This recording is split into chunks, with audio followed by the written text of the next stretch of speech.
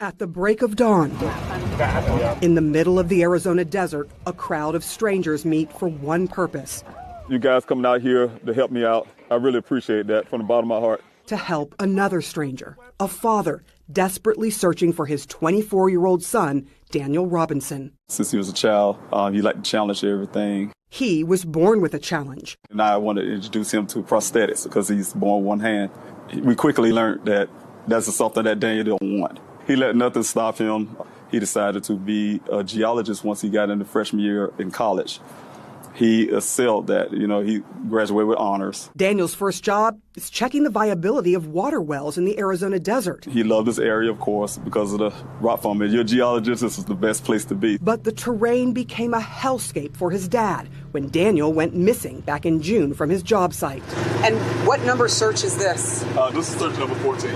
Navigating the dangers in the desert, the Army veteran knows firsthand time is of the essence. When I called the Buckeye Police Department, they told me that I had to wait actually 3 hours because they had a 12-hour, report time when you can say a person is missing. Then I called them back and put in a missing person report. I got very worried. That's when I got very worried. I asked the Buckeye Police Department to go out and search that area. The officer told me that they were going to send a vehicle out there, a helicopter out to search for him. I was relieved. And then he called back an hour later and said, no, it was a no-go. I'm his dad, and he's my son. I've lost all sense of reality. At that moment, I said, you know what? They're not going to look for my son. I'm going to have to do it myself. Before he arrived, police did decide to search on foot and with helicopters. This is the last place your son was seen? The last place. What do you think happened, David? I think a lot happened here. I'm very suspicious. But he doesn't know what.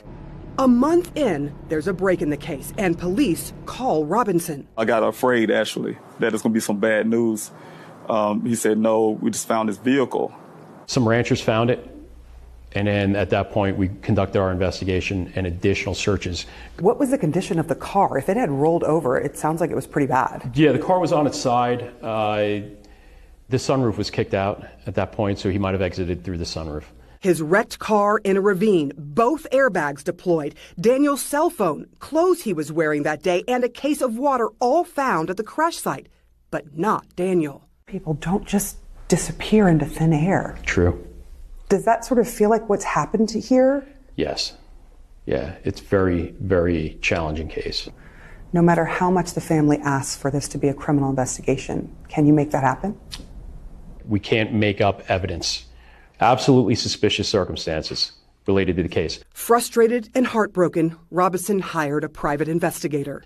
Where are we going? Down here is where the vehicle was recovered from. Is that the glass from the car? Yes. When you looked at this accident, what are the discrepancies that you noticed right away? I believe it was in more than one collision. What does the data from the black box of the car tell you? That there was 11 additional miles on the vehicle since the airbags came out.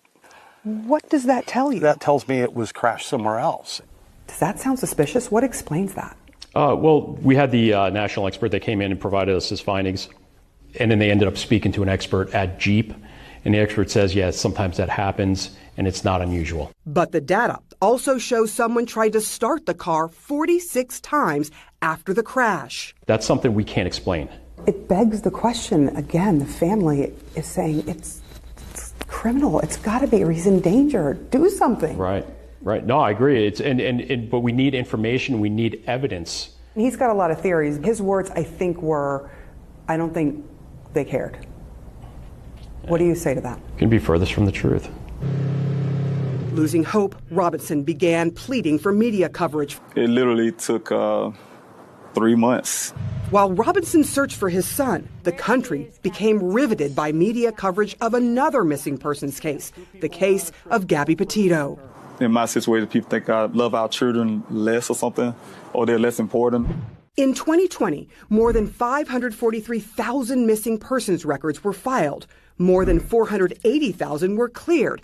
And 40% of the missing are people of color. There are a lot of Gabby Petitos and Natalie Holloways in the Black and brown community. That's why former police officer Derica Wilson co-founded Black and Missing Inc. and says too often their cases go untold. Eventually, local stations did stories and citizens began helping search. Did you know Daniel? No, I just wanted to help. You're just helping out a stranger on a Saturday. Yeah. Why? You know what? I can't imagine what that man's going through. As the search for Daniel goes into its 5th month, another family is in the midst of a terrible mystery for a 5th year. The family of Nikki and Ariana Fitz. Ariana is very energetic, very happy. 2-year-old Ariana went missing under the most suspicious of circumstances in the San Francisco Bay Area in 2016. Her mother, Nikki Fitz, was found in a shallow grave in San Francisco's McLaren Park, but Ariana was gone. It breaks my heart that Ariana's not with her mom and Ariana's not with her family, but it also breaks my heart even more is that I know that Nikki wants nothing more than Ariana to be with us, to be home. Tessa Fitz says she is convinced her niece Ariana was taken by people close to Ariana's mother. San Francisco police searched for weeks. They had some leads, but no arrests. A digitally altered photo was made of what she may look like now. And she's 8 now. I don't want to see this in a picture. I want to see her face in person. Should Ariana Fitz be a household name like JonBenet Ramsey? Absolutely. Why is her case any different from Kaylee Anthony? I can tell you, the color of their skin is the only difference. For 5 desperate years, the family has continued searching using flyers, social media, and Black and Missing Inc. Do you think it has anything to do with color? I try not to put myself in the mindset of the race issue with her media coverage. All I want is for there to be the media coverage for her. I think she deserves that. The Fitz and the Robinsons want only one thing, with hugging their missing children once again. Do you think that Ariana is still alive? I do believe that Ariana is still alive, and it would mean everything to me to know where she is and to find her. I wait for that day every single day. I believe that day will come. How long will you search? Till I find my son. I have to. I mean, he's my responsibility. Sarah Seidner, CNN, Buckeye, Arizona.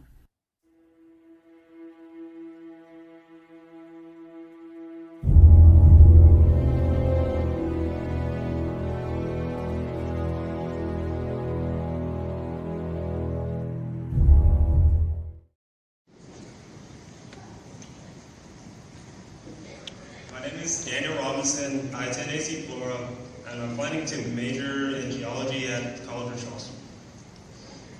Good job.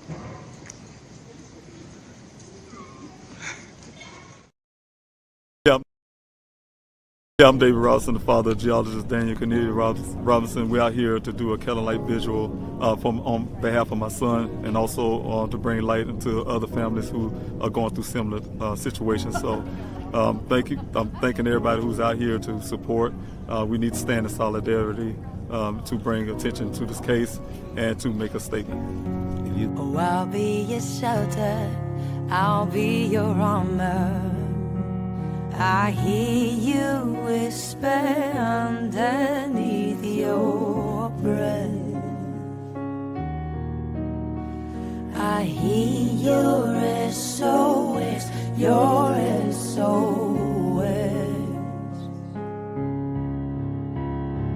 I will send out an army to find you in the middle of the darkest night. It's true, I will rescue you. I will never stop marching to reach you in the middle of the hardest fight. It's true, I will rescue you.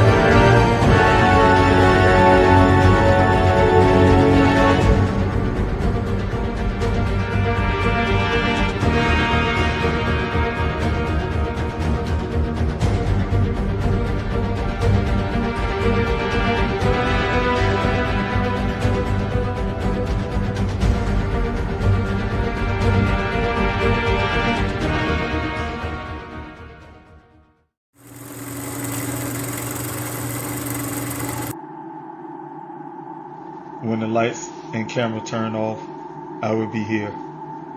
When the interest and conversation fade, I will be here. When there's no one around, a father will do anything it takes to be there for his son, to protect his family.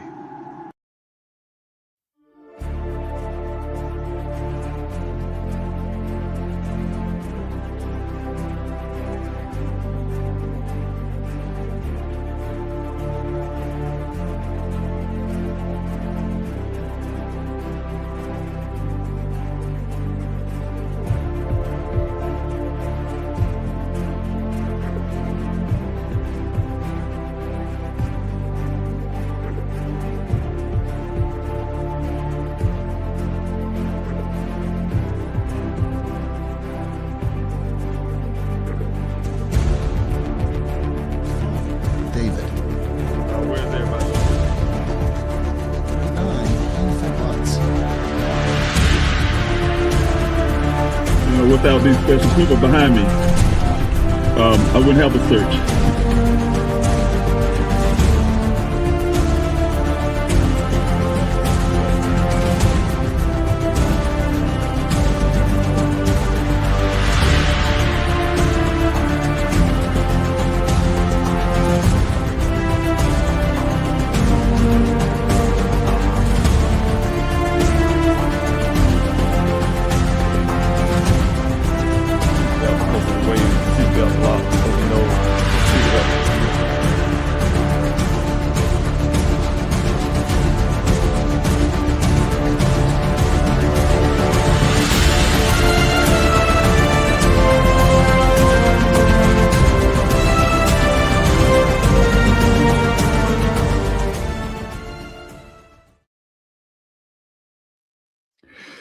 Hello, everyone. Dave Robinson here. I'm the father of geologist Daniel Cornelius Robinson. I want to really quickly get everyone who was on Instagram. I had the streaming platform I use had dropped Instagram just a while ago. So I hope the opportunity to get everybody back on the Instagram side. I do see it coming back up now. So again, I'm Dave Robinson, the father of geologist Daniel Cornelius Robinson. Again, those who was on the Instagram side, you saw you got dropped off.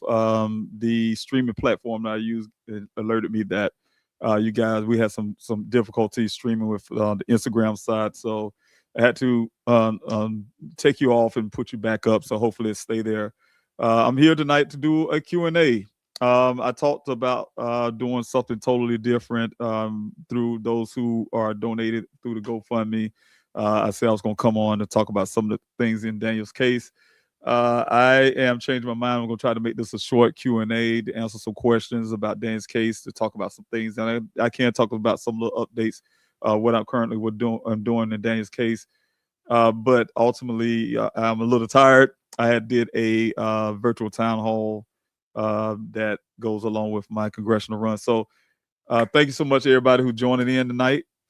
Again, for those who haven't been to my platform when it comes to doing live streams, podcasts, I'm David Robinson, the father of geologist Daniel Cornelius Robinson. My son Daniel, geologist, went missing in the Sonoran Desert June 23rd of 2021.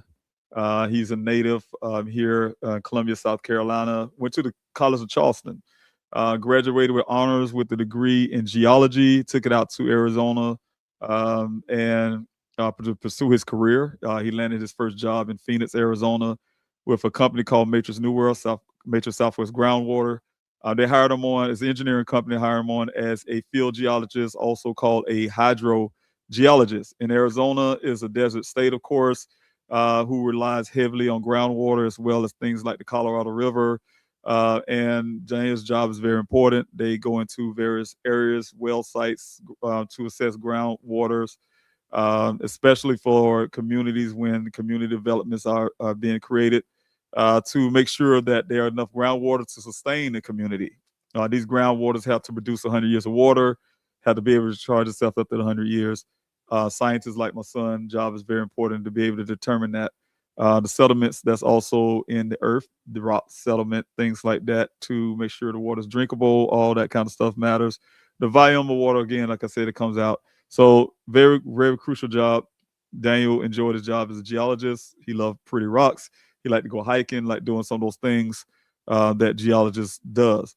Unfortunately, my son went missing on June 23rd of 2021 after getting assigned to 2 well sites, one both in Buckeye, Arizona, one off of Verrado Way area, the other is off of Sun Valley Parkway for those who are in Arizona. And on the way to the second well site, he was to meet someone else from a different company, a drilling company that's called Weber Waterworks. And he met a man named Ken Elliott that he so-called have never met before. According to Ken, you guys know the story. He met my son on the side shoulder of the road off of Sun Valley Parkway after some time. They made it. They went 1 mile west, 2 miles north to get to a well site in the Sonoran Desert. And they arrived at the well site around 9 o'clock that morning. Had a brief discussion about the weather and Ken's about something about being sleepy to those fats, those things. And according to Ken, my son, by 9:15 that morning, waved off to him, hopped in his vehicle, drive off to never be seen again. Almost 30 days later, Daniel's vehicle showed up in a ravine 2 to 3 miles away from that well site. 20-foot ravine lying on his passenger side. Everything on there that was allegedly the clothing that was found on the scene belonged to Daniels. Is 2 to 3 feet away from the vehicle, lying in a pile. Everything from his underwear down to the sock.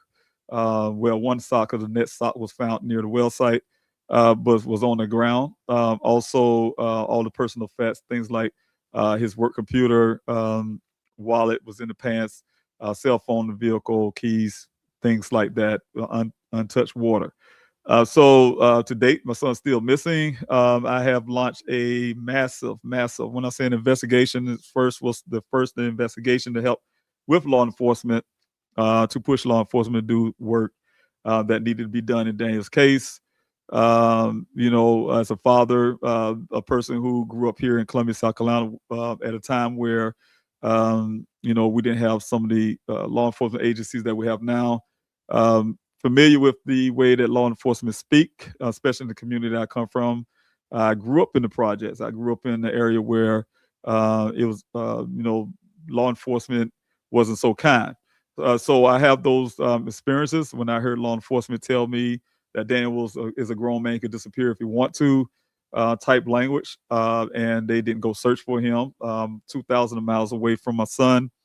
And, with those languages, I knew I had to act. So I drove over 2,000 miles to Arizona to go find my son myself. I did work with law enforcement, reach out to organizations like the NAACP, the Red Cross, being a veteran. Those are one of the things that we think of first.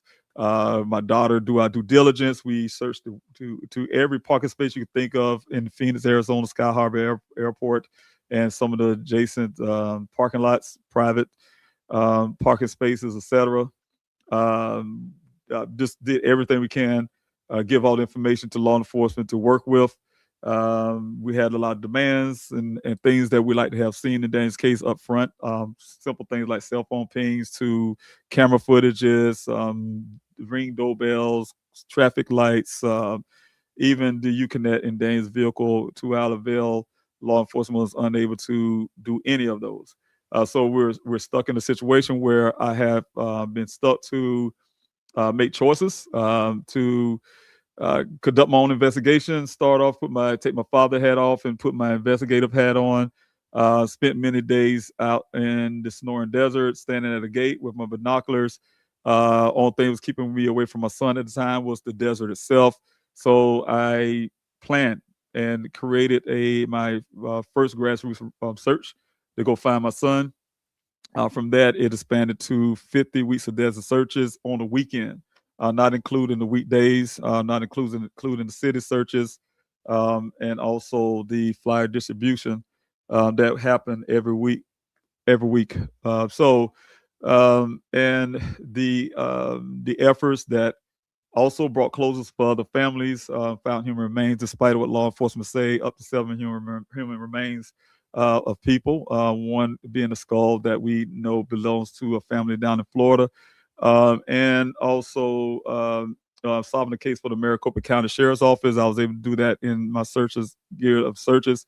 Worked with senators, learned a lot about legislation, learned about how we can help other families, launched the Daniel Robinson Foundation.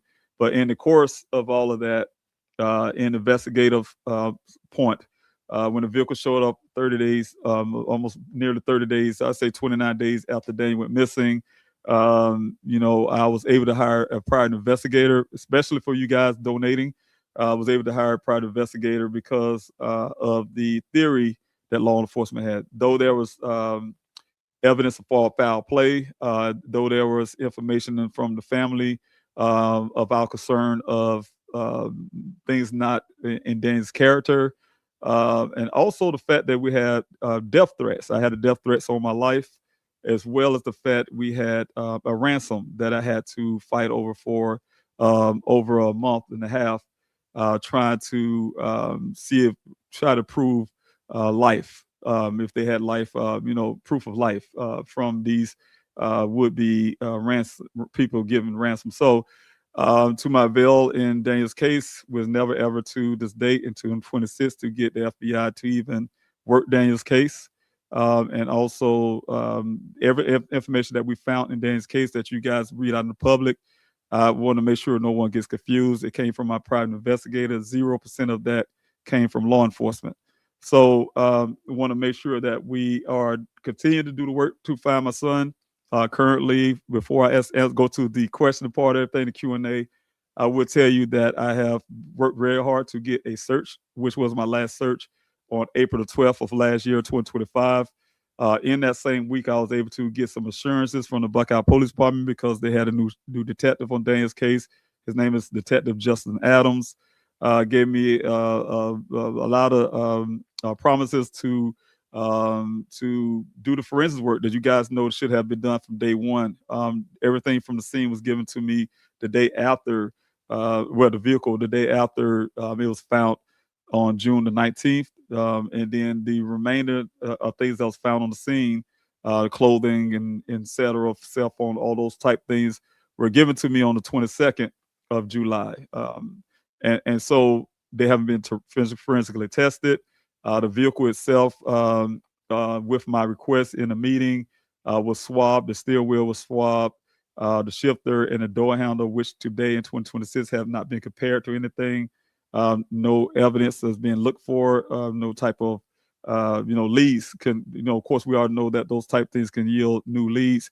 Those things haven't been processed to date. So like I said, it has some promises from the Buckeye Police Department on April the 10th of last year to do those forensics testing, to look for new leads, test those airbags, the clothing, because the family, we do not identify the clothing that was found on the scene, but they're forcing to say it is Daniel's clothing when we're saying it's not. Also, the fact that, the airbags, of course, all the airbags deployed, was asking for, to prove that no one else was driving, to prove that no one else was riding the passenger sides. Because we know generally when all airbags are deployed, that means someone's sitting on that passenger side as well. The red transfer paint on the vehicle, where did it come from? Those type things. Everything was promised to get done. And to date, I have to report zero of it have been done, except for one thing Detective Adam told me he have done. It was to spray the clothing items with some kind of chemical similar to, I think, luminous or whatever they call the name of it, that's supposed to show blood. But he said the chemical that he used would not destroy DNA. But I haven't gotten anything. He said we didn't see any blood evidence on the clothing. But as in the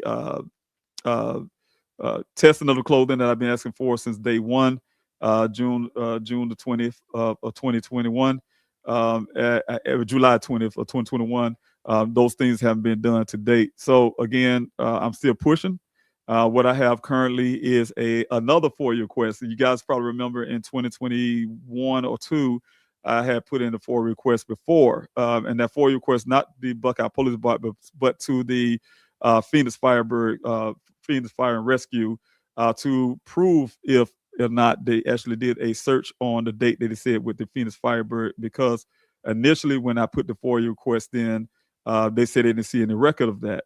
But then when they got wind of that I had a case with the Buckeye Police Department of Daniel, and it's been newsworthy, to a national stage. They keep saying to this date, 2026, we're still looking.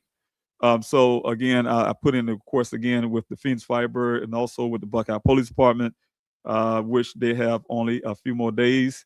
I think the 3rd of March to come up with information. And so once I get those information, I can give you guys a little update on what was done and what wasn't done. Some things I probably wouldn't be able to share, but because I am still doing the investigation on my own. But I can share as much as I can. But I definitely getting this information and pushing really hard for information from the Buckeye Police Department of what they have and have not done, and consistent with the body cam footage that they was wearing when we did a custody exchange of all the items, like I said, for them to do this work, from my video footage from the signatures and everything when it comes to custody exchanges. So again, I will also let you know that the request to the Buckeye Police Department as well is once they have finished those items I've turned back to them, which still belongs to myself, they return it back to me so I can get an independent things done to it once law enforcement have fully processed it the way they should have in the first place. So again, trying to make sure I keep it within that chain of custody thing, which has already been damaged very heavily by the Buckeye Police Department since June the 19th of 2021. So again, if you guys have any questions, I'll try to stay off here long. I will say that every time, and I end up on this thing for 2 hours. But what I want to do tonight is answer a few questions. I hope that you guys on Instagram can continue to be on here. If you have any questions, please. The way that I like to do it is always the same. Put the capital letter Q. Those who know how to do this, remember this: the capital letter Q or the word question or a big question mark before your question. And that helped me as I'm coming down the comment section to identify which are questions and which are not. Because a lot of times I'll try to skip down really fast with the time, and I'll just strictly looking for those symbols and things like that so I can answer your questions. So I'll try to make sure I'm missing those who on the Instagram side. I would not be able to display you on the screen, unfortunately, because that's the way StreamYard work. But I could do it if I share a screen, but it wouldn't look so pretty. But I can see your questions. I look up at the other screen there, and I can see your questions, and I will verbally answer your questions, tell your question, and answer your question if you have any. But again, put the capital letter Q, the word question mark, or a question mark symbol, letter Q, or the word question itself before your question, and that'll help me identify it. But I want to say hello to a couple of people first. Lola, thank you so much for being here. I remember this case. I always wondered what happened to baby boy. He's Daniel is a male child. So thanks so much. I truly appreciate you for being here. Also, Shirley, thanks so much for being here. Say prayers to you and your family. I hope you get the answers you deserve. There are too many people going missing out here in this desert. God bless you and Daniel's dad. Thanks so much. I really appreciate that. And you're right. We just had a situation out there with that desert. Like I said, just find all the human remains that we was finding. I can tell you, and that was just in the Sonoran part where the part of where Daniel went missing. But we have also found human remains off of Verrado Way. It's a lot of things I'm telling you guys when it comes to Daniel's case. It's a lot of things, and you guys were here because I'm working on some things to make sure that people get the full story of Daniel, what's going on in his case and things like that. But also in my searches, I did this thing called a specialized search. You guys already remember that. It was special ops, is what I call it. I kind of like to use some of the military terms because I'm a military guy, just almost like this. I'm a warriors of the missing. And so I had the special ops search that's outside of the Sonoran Desert. It was off of Verrado Way area because I had a tip. And I still would like to know more about this to this day. But we found human remains. We found some human remains over there in that area as well. So Arizona is a desert state. It borders with Mexico. I'm not saying that's the only reasons why, but we have a lot of cartel activities, got all kind of human trafficking things going on, and so it's a lot of people end up in the desert in different reasons and different ways. So yes, it happens a lot. We see what's happening in the Gulfstream case, maybe connected, maybe not. Nobody really know. right now, but I can't say they have a swarm of federal agents and organizations that help them in that case. So I really glad to hear that. Even the weight of the president with that case. There are too many people, like you said, that are out there. So thanks so much for that. I do have a question on Instagram, Lady Diana. You guys can't see this, but she said, "What is the custody exchange? Is that for Daniel personal property?" It is. Chain of custody is what it's called. Generally, when there's a chain of custody, that's usually be between law enforcement and law enforcement, I'm sure. But what happened with the Buckeye Police Department? Daniel went missing on June the 23rd, 2021. His vehicle showed up on July the 19th. They haven't done any forensics on the scene. They just looked at it with their eyes and said they didn't see any blood in the scene. They haven't done any taping. I can tell you guys, I recorded myself talking to Detective Biffin at the time, who was the investigator, telling me why he felt there was no need to even look for. He didn't see any a crime take place or any reason to do forensics, is what he said. And so any type of forensics work. And so the problem with the Buckeye Police Department the day that was July the 20th, they turned the vehicle over to me. If they were looking for evidence of trying to make sure it wasn't foul play, or if they took it as a real investigation, chain of custody mean that they wouldn't have never given it to me. In fact, that also with everything else found on the scene, like I said, the clothing items in the pile, the safety vest another foot away from that. The pile was 3 feet away from the vehicle. The vest was another foot. He had the one boot tucked up under the front end of the vehicle. Another was on the wheel side of the vehicle, on the south side of the vehicle. The keys, the cell phone, and the vehicle lying on the side. Those type things. And red transfer pane, and I just go on and on. But when they took all those items from the scene without even taking a second to make sure there wasn't any blood on the vehicle, on the clothing at the time, make sure there was no blood in the vehicle, didn't see what could have had happened on the scene, but instead just grab everything, drag it on out of there, take the items that was in the vehicle as well as outside the vehicle, stuff them in evidence bags. And the kicker to that was it was never marked evidence. It was marked safekeeping. And anybody who's watching me right now who is law enforcement know what safekeeping means. It meant that despite of what they felt that Daniel had a severe head injury. At the time, uneducated, they say he kicked out the sunroof on the Jeep Renegade, which don't have sunroof, but they have panels.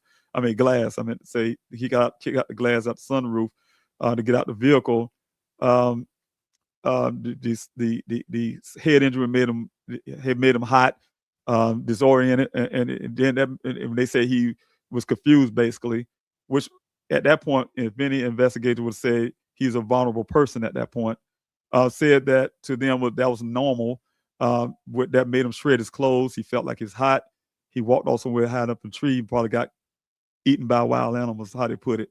And so this fact made it made him a vulnerable person, if they believe that. So they took everything with all that belief that he's walking around in the desert naked in 118 degrees.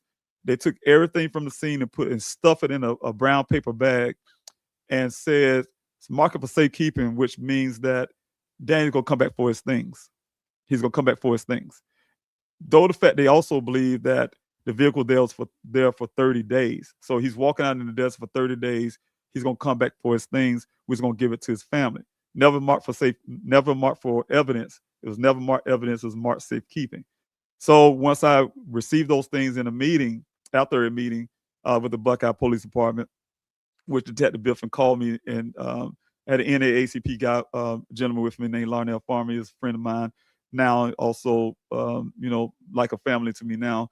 At the time I just met him, and he would testify to that. Detective Biffin asked me to wait, asked me where I was parked, and brought those items to me, put it in the trunk of my vehicle. I took it to the hotel. That was called a chain of custody. They removed it from their possession, threw it in my trunk, gave it to me, marked for safekeeping, meaning that we have nothing else with this. It's over. No investigation. We're not even testing these things. We're not looking for anything.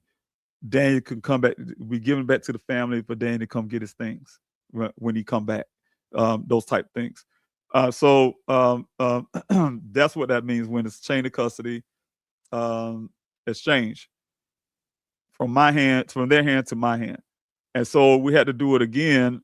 I had it for many years. You guys know the whole entire case, fighting for Daniel's justice, trying to get FBI into Daniel's case, didn't even try to look.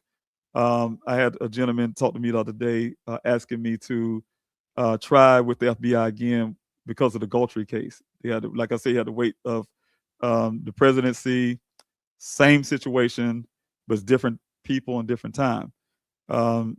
Ransom, $1,000 ransom. I had to ask for proof of life. And you guys, and when I say how painful that is, when you have people telling you they broke your child's legs, they got them tied somewhere in the house, and if they want S amount of dollars for his return, and you can't get the FBI to even peek ahead at that. When you put a report in, and the only thing they tell you, we take the report, and you need to go through the Buckeye Police Department to bring us in. And then I received death threats, emails, people looking through my camera on my computer somehow. My investigator trying to find out who they are, found they use burner phones, all this kind of stuff. And you don't see the FBI move in at all, even to this date. And so, coupled with the fact that Daniel's vehicle was found near federal land, if not on federal land, BLM land, Bureau of Land Management, and between that and private property. So all those scenarios fight, though I put national attention, though there's, all this kind of stuff going on, what I have done for other families to making awareness, and then still can't get the FBI to Daniel's case. It is heartbreaking, but I say when it comes to chain of custody part, it took all of that. It took me to beg for funding because, to be straight honest with you guys, searching for my son caused bankruptcy in a sense. It caused, a lot of families, not just my family, but a lot of families can go actually lose a lot of things when it comes to searching for their loved ones. So you go through all of that. I had to use what I can to get out there for that search and make that week work. And then this is where the second chain of custody come in at, is when I had to talk to the Buckeye Police Department again. Detective Adams, who I found later was a new detective case. They didn't even alerted me that Detective Biff either quit or got fired. I don't know what happened to him, but they had a new detective. I just so happened to call for an update and found that information out. And it took hell just to even get that information. But the fact is, he was willing to work with me for that search, to search a little area that I asked them to do. Also to sit down with me and hear what I had to say. Again, with Mr. Larnell Farmer, to ask for them to take those items back and do the right thing, because I had lost funding. I couldn't afford to keep Daniel's storage any longer, couldn't afford to store his vehicle any longer. And these are evidence, and these are things that I was paying for years, just to get law enforcement to do the right thing, and to the point where I couldn't hold it any longer. And he agreed to do so. We had to make sure the requirement was, of course, body cam footage, seeing those changes happen from vehicle to vehicle, from storage unit to their vehicle, signed paperwork. We took pictures ourselves, the whole thing for a custody exchange back into law enforcement hands for them to do the proper work. And then again, like I said at the beginning of this report, report to you guys, zero have done except for the spraying of some kind of chemical on the clothing items. So now I'm left with no leverage in a sense with law enforcement, but to hope they do the right thing, and to point out right now they haven't. So that's the reason why I have the FOIA request to see what is going on.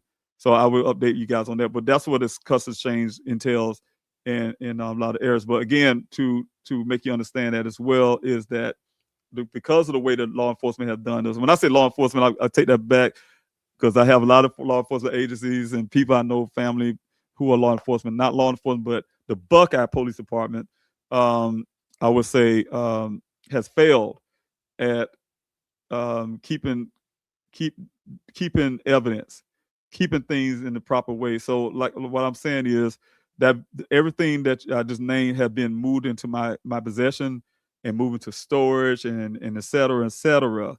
God forbid if someone had came forward and have done something to my son, and that will say foul play. Any defense attorney probably can get that person off because of the way the Buckeye Police Department handled it by at the beginning, marking it for safekeeping, and never ever put it in as evidence and keep it in their position. Instead, I had the vehicle and paying for storage, and had all the forensic items and paying for another storage for that. Trying to do our best we can as a non officer, keeping the integrity of everything, just so my son can have some type of justice. That should have never been exchanged to me, the family. If it was a serious investigation, if it was a serious, if they were serious about looking for Daniel, serious about finding answers, those type things. So again, those are proof itself of non-action and no concern. Let's see who else I have here. And thank you again, Al. Thanks so much for your prayers. I'm looking down for the questions. If you guys have any more questions, and thank you so much for your question on Instagram. And if you guys have any, please put the capital letter Q, the word question mark. I have one here. Thanks so much, Zodiac. When Ken said he saw Daniel staring off into the desert, do you know which direction Daniel was staring off or at, or when, or even took off into? Maybe Daniel must saw something and drove off. Well, Zodiac, when I first got to Arizona, like any father, especially me being a single parent, any father or mother, I'm saying mother too, I believe a mother would do the same. The first person that I wanted to see, it was Ken. I mean, I'll be honest with you, I talked to his job, the folks at his job. I've been talking to them all the way to Arizona, getting information, passing information, whatever, law enforcement. But my major person I wanted to see outside of my daughter, who was in Phoenix at the time, was Ken. And it's one of the reasons as a father and also as a man, I need to look in this man's eye. Like me and him look like eyeball to eyeball. For him to tell me the same crap that I felt he was telling law enforcement that I didn't really believe. Like I didn't want to call the man a liar at the time because I wasn't there, but it sounds so out of character for Daniel, someone I've been in his life since birth. And so when you say he's staring off into the desert, the first thing I want to do is when I formed my first search, the very first search that I had was definitely to go look for Daniel. Definitely to go look for Daniel. That was number one. But it also was that I had to go stand there and that I had to see this well site. I had to see this well site and I had to stand there and see how the story was true. And that was one of the things right there. When Ken said he was looking off and staring off into the desert. Now, when your guys seen the CNN piece, when we was out on the ground and all that kind of stuff, back then when I first got there, that well site looked nothing like that. It wasn't cleared out that way. That was since before CNN came on out there in the desert with me to film, and there was the area was being groomed for development because of course you already know there's development to this day now out there. So they cut back the brush by the time CNN got there. But when I first got there, the brush was close up to the well site itself. So it was kind of hard for me to see that Daniel being a 5'7", by 5'7", 5'8", and the brush was a lot taller, around the same height or a little taller, what he would be staring off into. Because if he was standing at the well site, if he looked to his east, he'll see the White Tank Mountains. He look out to the west, he will see some mountains farther. If you look out to the west, you wouldn't be able to see anything at all because of the brush.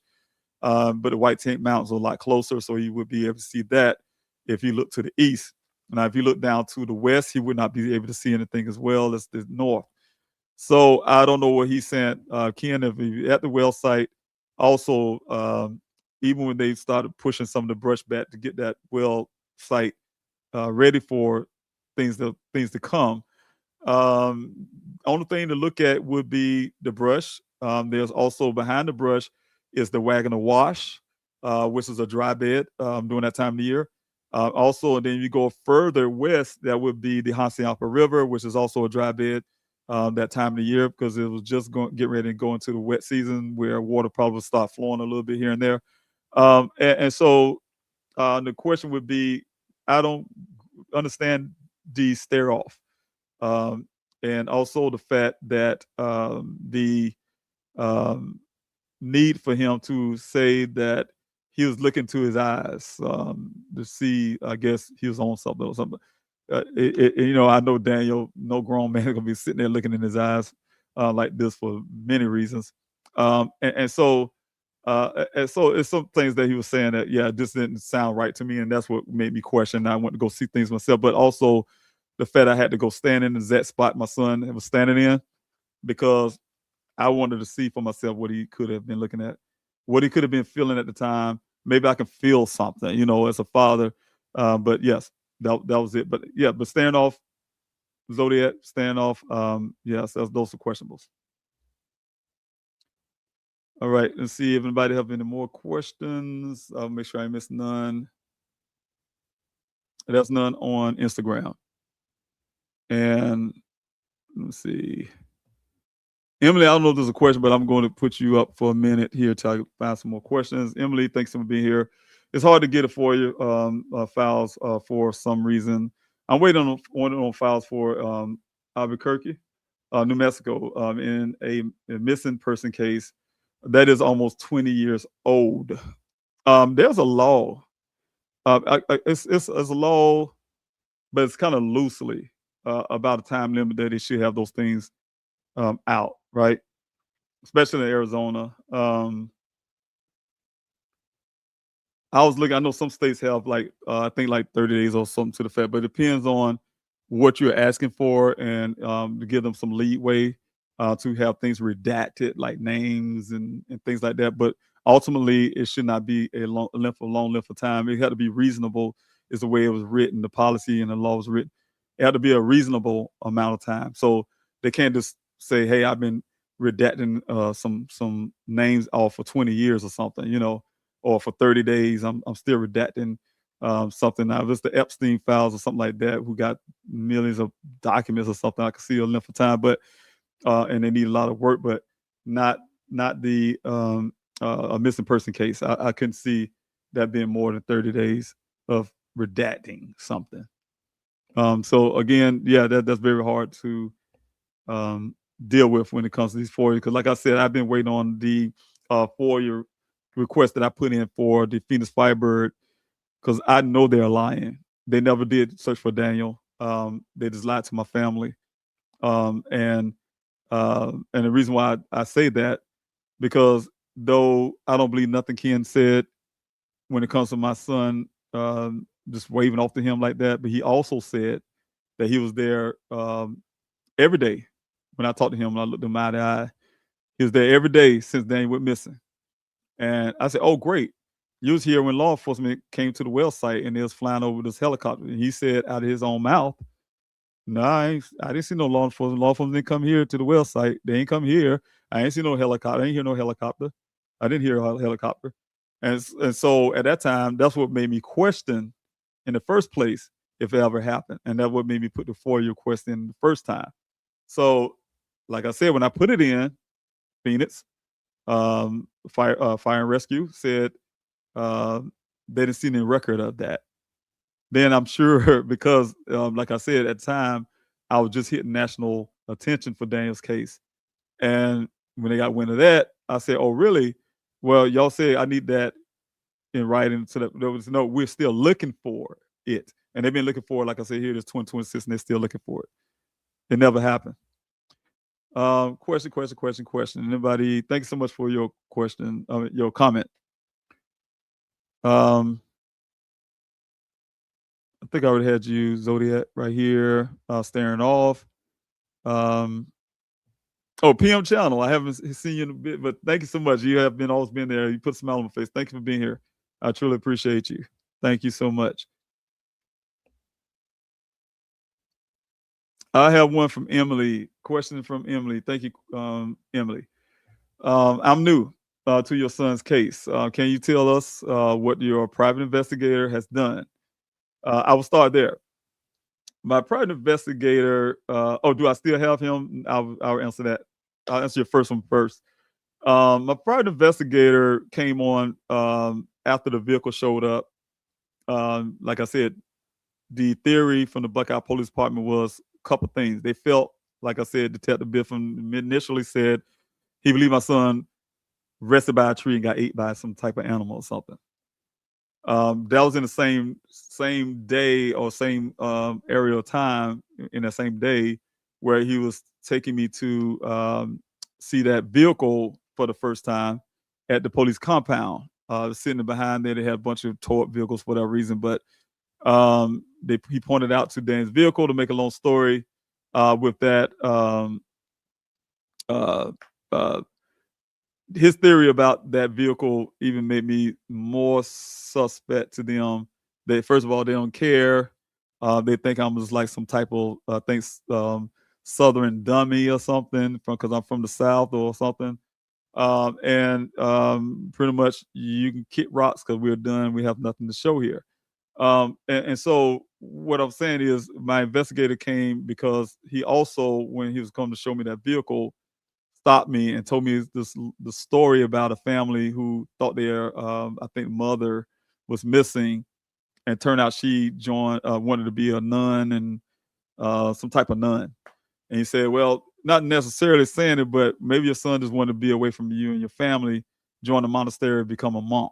I don't know if that's his theory about Black people, that we don't have close knit families, or I'm just not going to say it, make it just a racial thing, but also because I don't know what his meaning was for it. But what I can say, it was some type of bias. I can tell because it shouldn't even came out of his mouth in the first place. It's very unprofessional. It's very unthoughtful. But I didn't have an opportunity to react when he said it because my mind was on seeing this vehicle when he stopped me in the process of going to show me this vehicle. But I can't say that made me go back to my hotel room, coupled with the fact that he threatened me that day. And if I didn't get that vehicle out that compound that day, they were going to have a total way and out to pay storage fees. And I had only 3 days after begging, had 3 days to get it out of there. So when I got back to the hotel, I weighed all those things in my head, and I made that decision to try to look for a second opinion. But then when I had the meeting, when they, like I said, that was coming up, I thought it was very crucial to get that private investigator, which I'm glad I did, because once I did that, Ms. McGrath came on. Everything they put in our trunk, and I took it to the hotel. Didn't know what to do with it. I just took it to my room.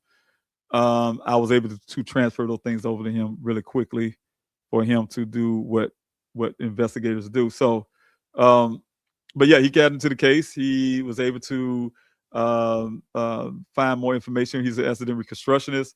So I'm gonna put your screen just down for a second, and I'll pull it back up. But he was able to go get the black box data from law enforcement. That was the first thing he was going to do. So he went there to see if he can retrieve it. He told me he was going there to see if he can get it from where they're willing to release that. And they were. They were very relieved to release that to Mr. McGrath. They didn't read it. They didn't read it at all because they were saying thing that law enforcement was saying at the time was about the speed of the vehicle. They didn't read anything else about the vehicle. And so once he received those things, he reported back to me that he got it. He reported some of those things to me about the speed of the vehicles, that kind of stuff, whatever the black box was saying. But then he wanted more information. So he also wanted to pull the vehicle out of there from that compound. Because they already gave that vehicle over to me, like I said, they were just holding it for me for a few days to do that forensic work that I fussed about in that meeting. They was holding for a few more days to do that swabbing or whatever before I pull it out of there. When he went to go pull it out of there, they asked him, I think it was Lieutenant Angel was his name at the time, asked him, hey, what you gonna do? You know, pretty much cop to cop, because he's a former cop himself. Oh yeah, I'm getting the infotainment system pulled out of there. It's going to California to get this information, blah, blah, blah. As soon as they heard the wind of that, they changed their mind about him getting that vehicle. And we had to go through the city attorney, which, because they already gave me custody of the vehicle, they couldn't hold it. It belongs to me. So they asked me they treated Mr. McGrath like he was a stranger, even though he's my investigator.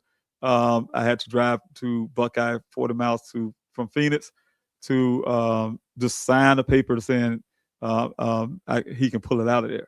So was able to get that out of there. Once he got out of there, he was able to examine the vehicle, being an accident reconstructionist.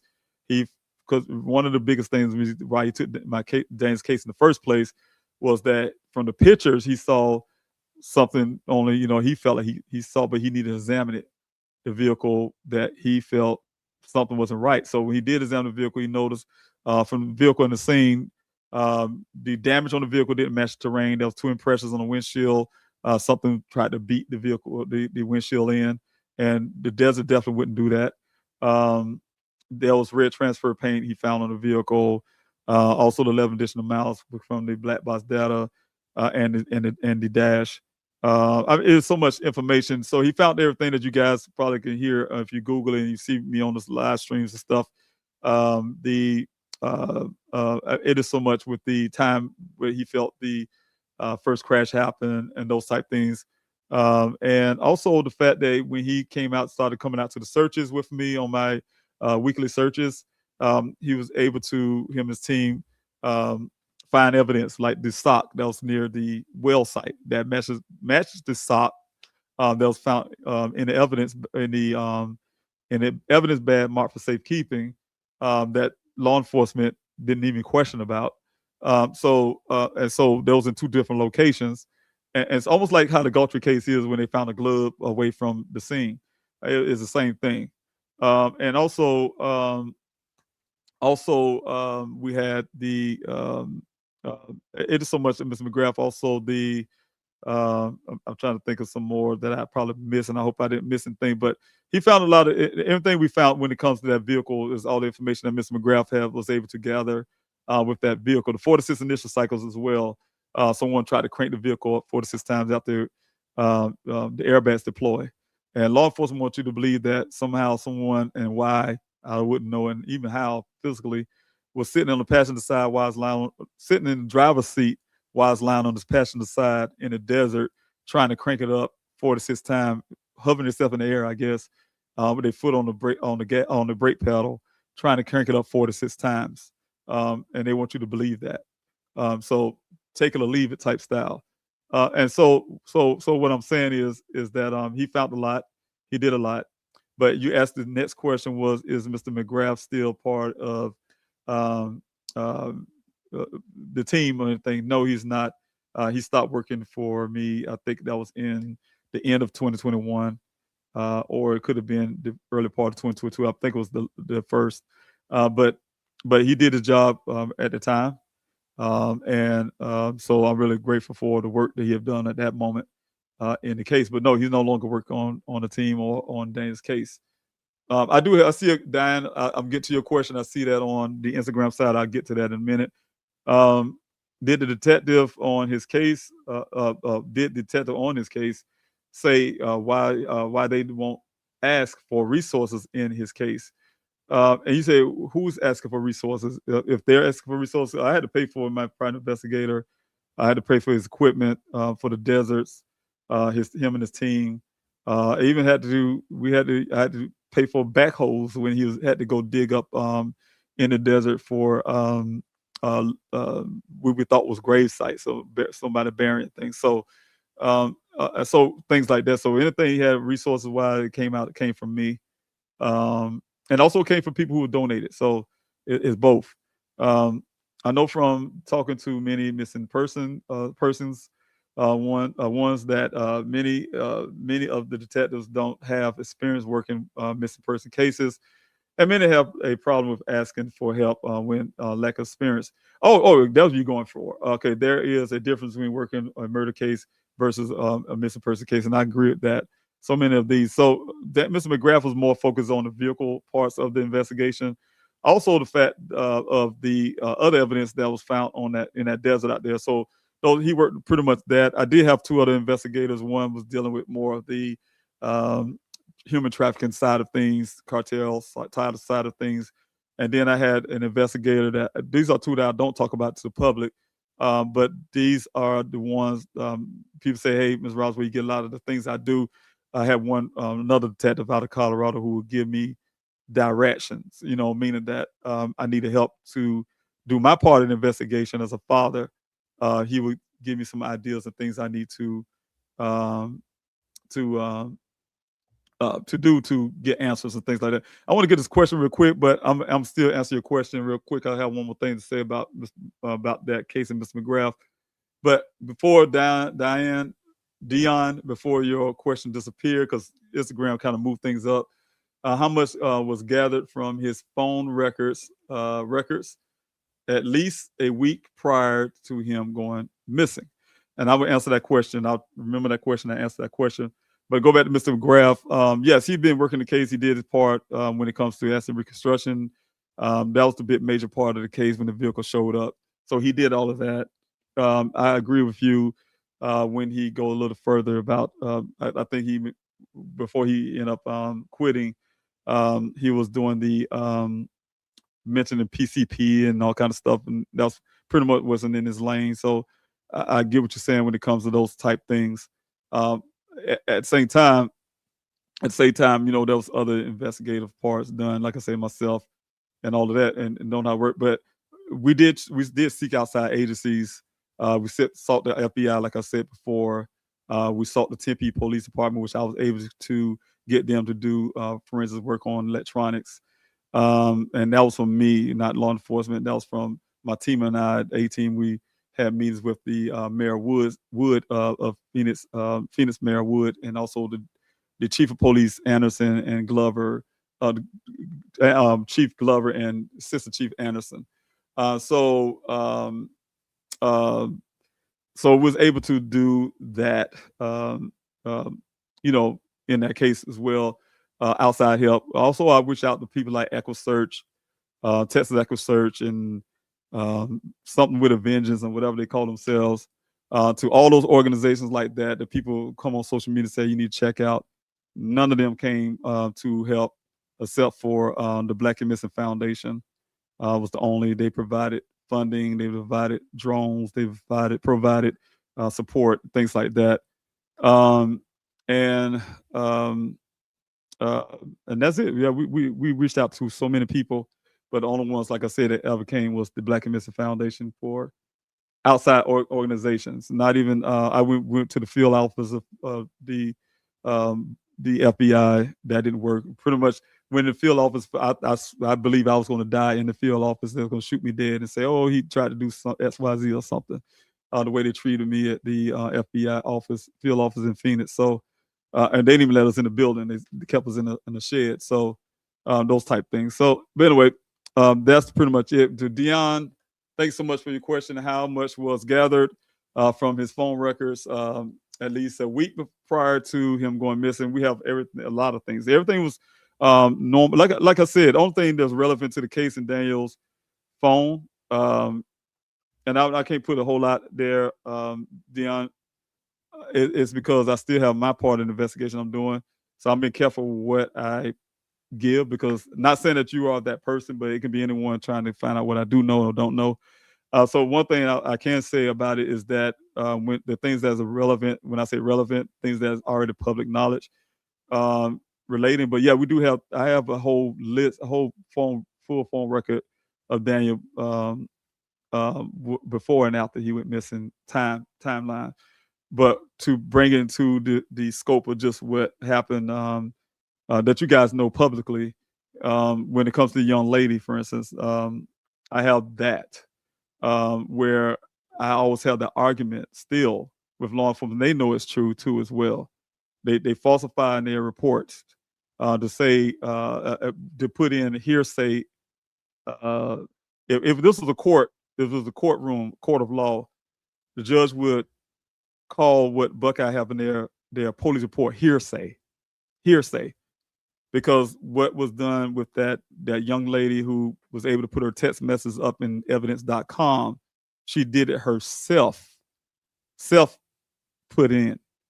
The phone record that we have of Daniel, the time stamps and things like do not match totally what this girl said with the phone record itself. So that's the problem. That's a problem, and law enforcement put that in the report as in a way that she put it in to give the appearance that Daniel's like some type of stalker or he was so heartbroken, those type things. So it created and built on the narrative that was out there. So again, we have a lot of that kind of stuff. That also what I have made me question a lot of things when it comes to, and law enforcement know this too. And I said this many times, so I can't say this. The information that we have on that phone record, for instance, his text messages and all that kind of stuff. You can't, a phone record, you don't actually see the actual text word stuff. But like I said, the timestamp. But we do know when Ken called Daniel, for instance, and say, hey, don't come out here because some fuel issues and things like that. Those patterns of the way they call back, some things wasn't the way that law enforcement put it up in their report either, but it would give me the indication that Daniel didn't know even where it even come in the first place. But being that he didn't mean it, so I can go. So when it comes to the phone record, there's a lot of stuff there that still can be used to get some information. If someone who's better than me can give an eye on it, like the FBI, which the Buckeye Police Department told me the reason why the FBI never came in Daniel's case because you, Mr. Robinson, are doing such a great job on your own. We don't need to. And that was from the field office of Phoenix Police Department that's working the Goldtree case. All right. Let's see. And let's see. There's a difference working in the murder case. Yes. Okay. And if anybody has any more questions, I'm coming down really quick. I don't see any more on Instagram. And if you have a comment, I have your comments rolling up the screen there. But I would like to have everyone. I'm about to say thank you, everyone, for joining in. I do see you. Oh, yes. Thank you so much, Dust, for being here. You put a smile on face, and thank you so much for writing the song for Daniel. You're very talented. And you guys, please, if you go on, I'm going to put it on the website, but if you go on, please help find Daniel, my YouTube, Instagram, the Facebook. I'm going to put you up on the screen because I'm probably saying your name wrong. And so everyone can know who you are. So thanks so much for making the song, beautiful song, you have a beautiful voice, and I really appreciate you so much for the song for Daniel. It's touched a lot of people's heart, touched my family's heart, so I really appreciate that. From the beginning, Daniel's case was mislabeled, and he was never treated as a victim or a missing person. Could his race have? And you know, again, the evidence is always there. You know, I say it like this. When I heard that language from law enforcement, when Daniel's vehicle showed up and all those things happened, I was working hard. I barely got any sleep. PleaseHelpFindDaniel.com was the first website I built. We had searchfordaniel.org for the search. And now graphic searchfordaniel.org is PleaseHelpFindDaniel.com. But built social media platforms to humanize Daniel because I knew, being a young black man, I had to humanize him.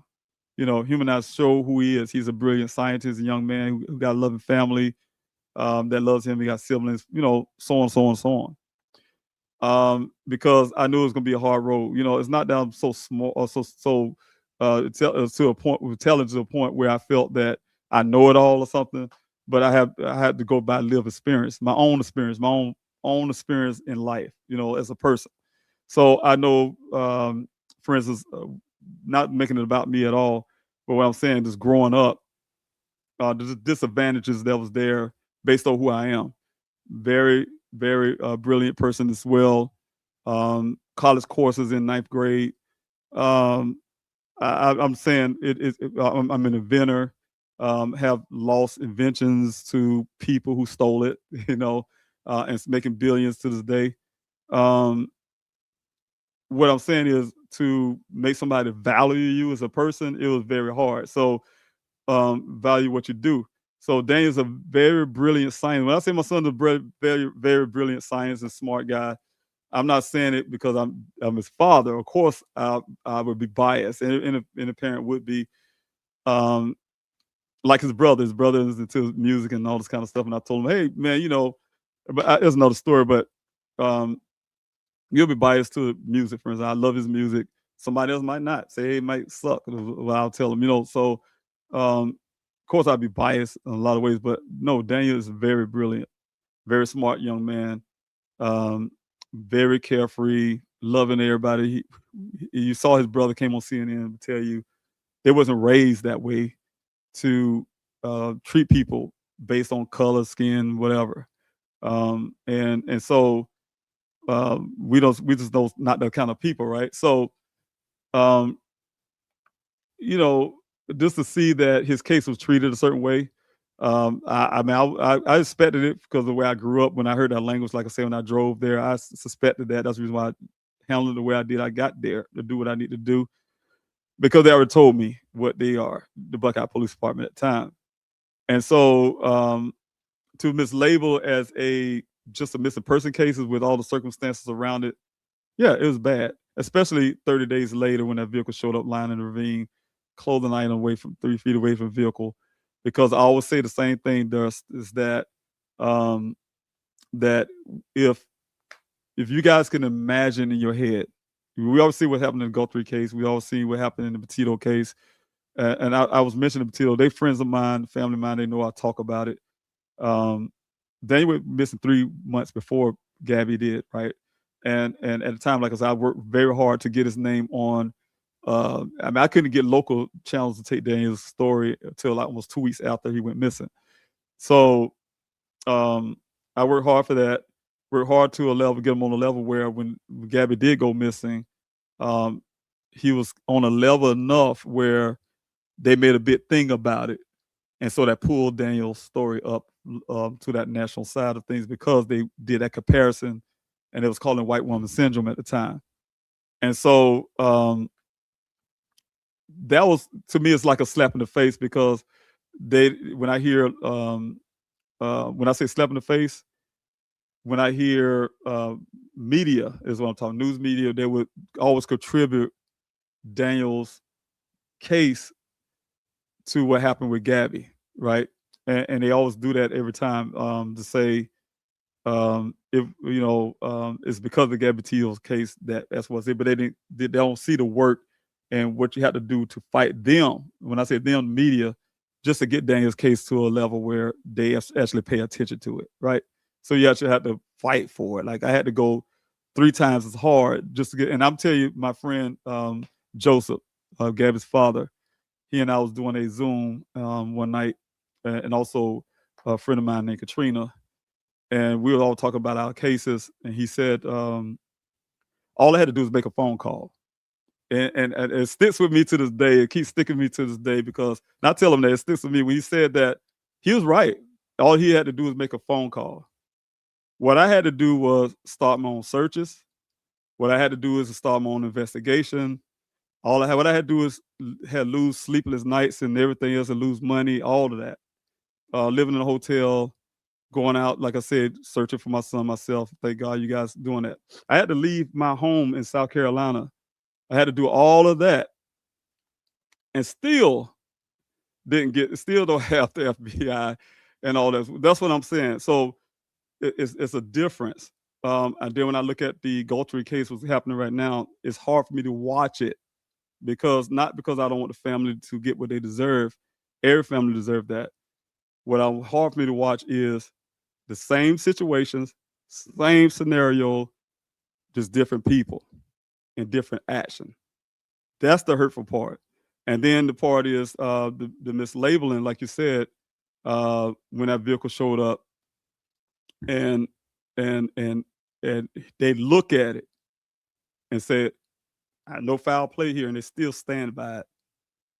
Nothing to see here, nothing to examine, nothing looks wrong. Because nobody in this God's green earth would tell me if that blue gray Jeep Renegade was a police cruiser. Same circumstances. The only difference is it would have happened on June 23rd, 21. What I would say, it wouldn't have happened on July the 19th.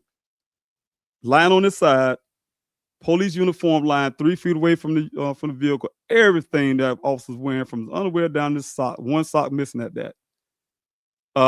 His wallet, keys, everything was left on the scene, water and everything. And they would have grabbed those things off the scene, took it to the police department, called his family, and put all his stuff in a safekeeping bag and say, there ain't nothing to see here. Nobody can tell me that would have been an automatic crime scene. Just the fact that a vehicle was seen lying on this side right there, because it's one of their own. And so what I'm saying, or one of their children, so it's always a difference. And then the crazy part about it, I had to live. When people ask me about disparities, and I talk about the disparities and things like that, you hear the Black and Missing Foundation talk about this.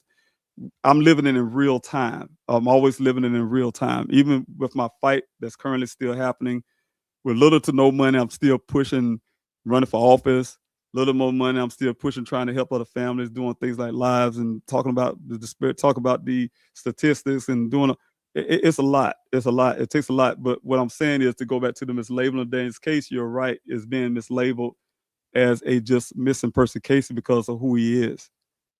Despite that he's an American scientist, he's which you guys don't ever hear me say it, because I raised him, his mother and I raised him not as a handicapped child, because he was born without a right hand.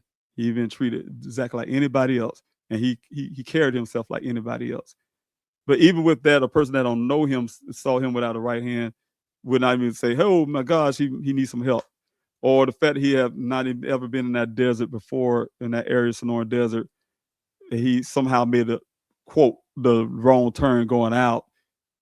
He's a vulnerable person in 180 degrees. The fact when the vehicle showed up, like I said, on that scene, and under those circumstances, they believe it was a head injury, and he still wasn't deemed to them as an endangered person. That tells you right there by itself. As one lady said, when somebody show you who they are, believe them, and that's from a wise lady named Maya Angelou. So again, those type things I'm saying, that you're right, and that's what I say. It is a difference. It's a difference between what a lot of times what color you are, and sometimes it's just the fact that it comes from where you come from. If you come from money, class, social status of being a law enforcement officer, one of their children, that determines what type of actions you receive. So those scenarios and those things do happen in ways that people don't understand it, and they probably try to turn their blind eye and say, I don't really believe that. No, it's real. The reason why I can say it wholeheartedly, because I'm still living it in real time. So again, so I really, really, really thank you so much for that question. And if I have any more questions, I'm gonna jump on the next one, and then I'm gonna get out of here. But I did see one. I thought I did.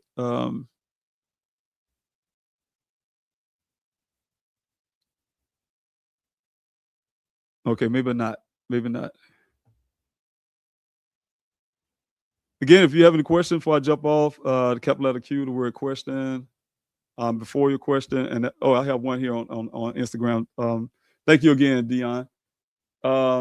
If I say your name correctly, did your investigator check for the registry of all red vehicles in the area, and also check out local body repair shops? No, I don't think he did, and that is a shame. That he most likely didn't, because he never reported it to me. And I try to be careful when I say it this way, because I'm not wanting to get there, but I'll just leave it plainly. He did not, as far as I know. And so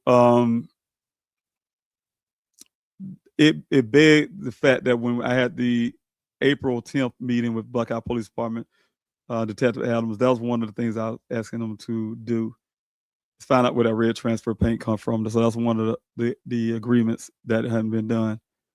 So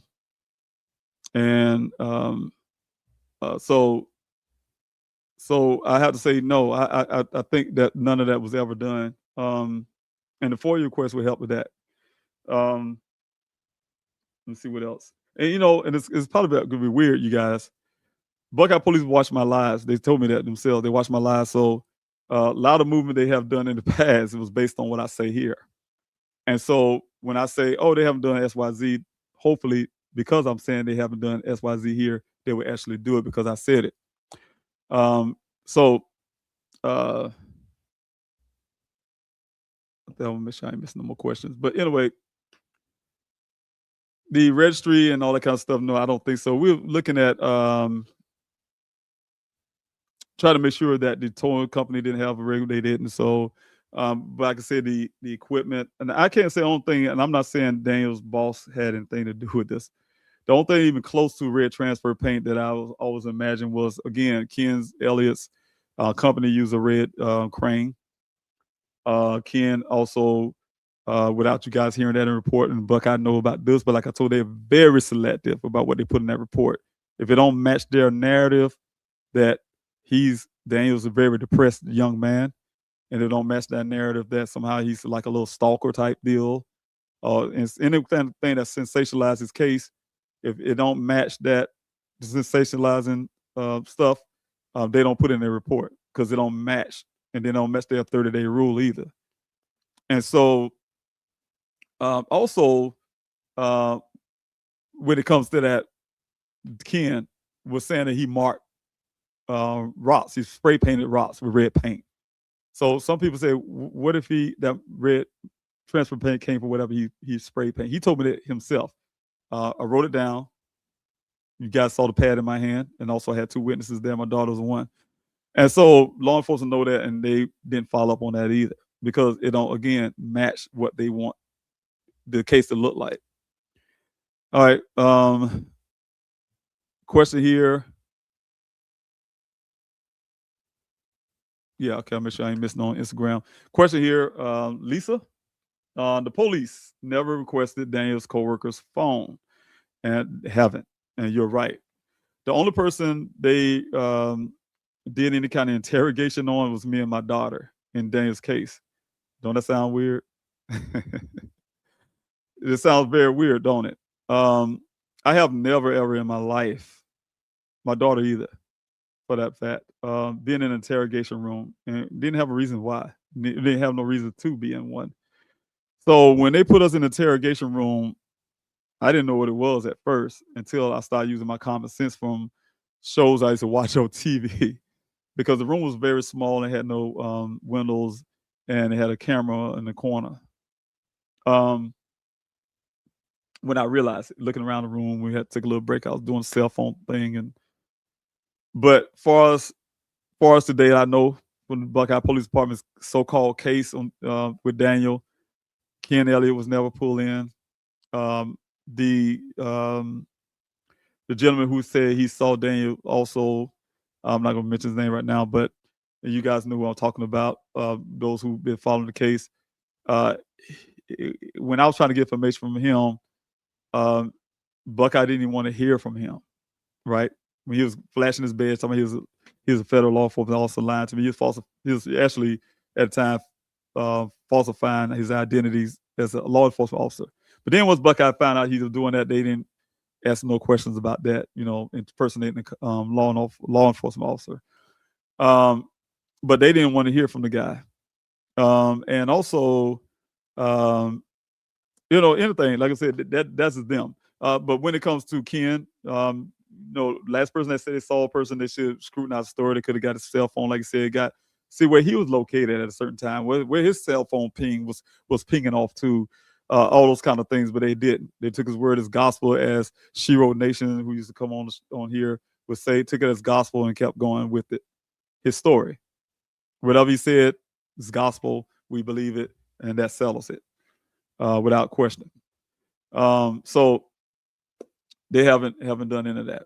There's a lot of things they could have done in the first initial to verify and things like that. But like I said, we was the only one in the interrogation room where we was actually able to give them some information and things like that. They even set us in the room. When we was in the room, they actually gave us a moment. I mean, I'm telling you guys, when I start thinking about it hindsight, you got to ask yourself the question why law enforcement did this. They had us sitting in there, me and my daughter, and they said, we need y'all to think of anything now, anything. It ain't got to be related to the case, I guess. Anytime or anything you could think that Daniel seemed like he was at the odd or strange. And we sat there probably for a good about 5 or probably close to 10 minutes trying to come up with something. And my daughter told them, said, yeah, I remember Daniel came to my apartment one time and he was just staring off at the wall. And this was like 2 weeks before he went missing. He was staring off at the wall one time and he was just staring off gazing at the wall. I stare off a lot in my lifetime. Don't mean something was wrong with me. But they used that and they put that in a report. So it helps with the case, sensationalizing Dan's case that, yeah, his sister said he was staring off at the wall, that type thing. They also put in the report that I said he's in love with a woman he didn't know. They never used the word love when it came to Caitlin, not one time. And law enforcement know that. I have a recording of that, and I've been for years been wanting to play that for you guys, my last conversation, but then I thought about it again. That's me and Daniel's last conversation. So, but he never said that in that conversation, because that's when the last conversation I had with my son when he told me about Caitlin, and law enforcement learned about what he said about Caitlin through me. And there never was a word from Daniel's mouth ever used the word love when it came to Caitlin or anything like that. So that's another thing with law enforcement. When I say law enforcement, Buckeye Police Department, I want to be clear. Another question here. Yayla. Question here. Peace and blessings, brother. I've been following Daniel's case since the beginning. My heart is with you and your family. Is it possible Daniel walked away from the crash site? Anything possible. Anything possible. I would never, ever say that he never walked away from the scene. But the biggest part for me, to be honest with you, I don't believe he was ever at that place. He was never. That was just like my investigator found evidence that this was a stage event. That's exactly what it is to me. So when people ask me, do I believe it's foul play? Yes, I do, because of what that vehicle showed. But Daniel, I spent. Let me tell you something, you guys. I spent many days. You guys hear about 40 weeks of desert searches. That's what y'all hear. That's public searches. We also had weekday searches for people who don't work during the week. The only reason I had weekend searches is for people who work during the week, and you get the most people on the weekends. But there's also been weekday searches, and after the searches, sometimes the weekday, even on the weekend, I spent many days out there in the desert by myself. I want to say their names right now, but my desert team at the time knew I did this. Sometimes they don't leave me out. They kind of hang around Sun Valley Parkway because I call and need some help. But one gentleman and his wife was really known for that. So I really appreciate them. I used to stand there in that ravine, right? I stand in that ravine and I try to feel my son, right? Just try to feel him or something. I talk to him all the time and I say, hey, look, show me where you at, son. Show me where you're at. And so I never felt anything. Never felt anything in that ravine, first of all. The other part is with Daniel's cell phone, the evidence that was wiped out of the phone, I was able to get some things back. And I tell you guys, that's made me question that Daniel himself was ever in that ravine. That I don't share with the public. Now, the other part is that cell phone, when it was given to me from Detective Biffin, who told me he took it from the scene, which I don't know that's what investigators should be doing. He took it from the scene and put it in the back pocket, because I was questioning, like, who else had the phone? I had the phone the whole time because I got off the scene and I put it in my back pocket, right? And then he cloned the phone. He said whatever it is called cloning. He cloned the phone. He said. The other part is when he said he cloned the phone, that was illegal because he, I think that's pretty much a warrant deal, right? So he cloned the phone without permission and whatever, but that's what they did. The other part is when he gave the physical phone back to me, like I said, all that stuff was in that bag for safekeeping. It was missing a memory card. Memory cards hold all of Dan's pictures and those type things. It also was missing the, how you do your Google search histories and your Google locations. All that was erased off, right? For that reason. Everything about Caitlin was erased out of the phone, all the text messages, except for her name and her phone number. Everything when it comes to me, myself, the family's mother, siblings, everything was still intact. His friends, conversation. But a lot of other little things was missing out there. And I think everything that I round up, this is the crazy part about it too. The MyIQ app that you guys heard about, everything that MyIQ app could have showed from the phone itself was erased out of the phone. I went to, and so I'm gonna tell you another discrepancy that law enforcement lie about too. They make you appear that they did some work and look into this MyIQ app. They had the phone and they still didn't look for anything. I found the MyIQ app on there and I called the man. I will not put his name out, but the owner of that app. I was able to get the information and talk to him, email. He didn't want to give the information to Buckeye Police Department, but he was able to go back on their server and try to get what he could. Now, he said a lot of things were missing because it was a length of time. They don't have the retention and all that kind of stuff. So he also argued the fact that he rather that we didn't use that to as gold to say that's where Daniel was located, because his app can give false readings and also not timely locations and things like that. It can miss a lot of steps, and so it couldn't be used for it's like a general use, not a use for pinpointing where something would actually were and all this kind of stuff. So having said that, he was able to give it to me to give to Detective Biff. And so that's how he wanted to handle it, because he didn't want to be responsible for law enforcement using something the way he probably felt they was calling him, I guess, about it, using something as gold standard when it's not. So again, and that's what they end up doing. You guys saw that in the report, because it bounces with their general thing they've been saying from day one without even doing any kind of physical evidence. They base it on a hard hat. They saw a hard hat with some water in it. They claim, which I feel somebody poured the water in there, and say it was a 30-day deal with a hard hat full of water or something, half full of water. And so, yeah, it is a lot of questions. There's a lot of questions with that. But yeah, him walking away from that scene, I don't really believe he was ever there.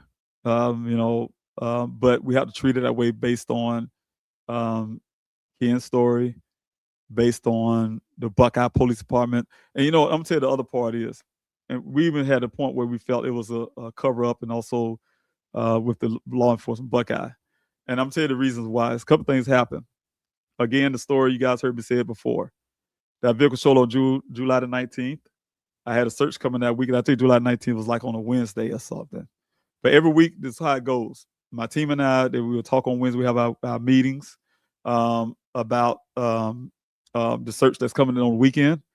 I plan out. I talk to the team and tell them where we need to be searching. My coordinator, he makes sure that's going to happen. The logistic coordinators go and make sure that we're gonna have the electrolytes to radios to whatever needed out there to keep volunteers safe and all this kind of stuff. So we have meetings, right? So we still was a go, even though Daniel vehicle showed up and I was devastated and all that. We still had to go on the search. That really made me want to get out there even more. And so after this meeting on the 22nd, I think the 20th, with law enforcement, 20 or 22nd, one around that time frame, Chief Hall showed up at the search, right? And I told you guys it's the weirdest thing. The gentleman that I was working with, he's at that point, he was working with the Buckeye Police Department. Make a long story, I didn't know at the time, but he called me after we had that meeting. He called me when I was headed up to the search. He said, David, I found a new area that we can go let the volunteers come into. It's a lot bigger area for the volunteers to park their cars. Okay, great. Okay, I see y'all when the gate. He said somebody will be waiting on you at the gate to help you know where it's at. Okay, good. So when I got there, sure enough, he had someone. They showed me where it's at, and it was beautiful. We left. Daniel's coworkers at the time used to help us with the traffic with people coming in to help direct. So they was directing them to where we was going.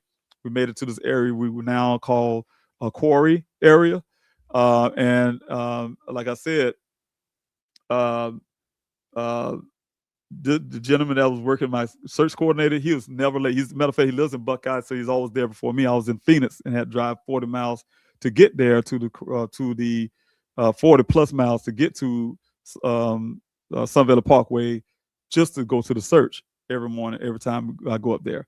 So he was late. And that was shocking to me. And what is late for? I call him. He said, "Oh, I'm almost there." Blah blah blah.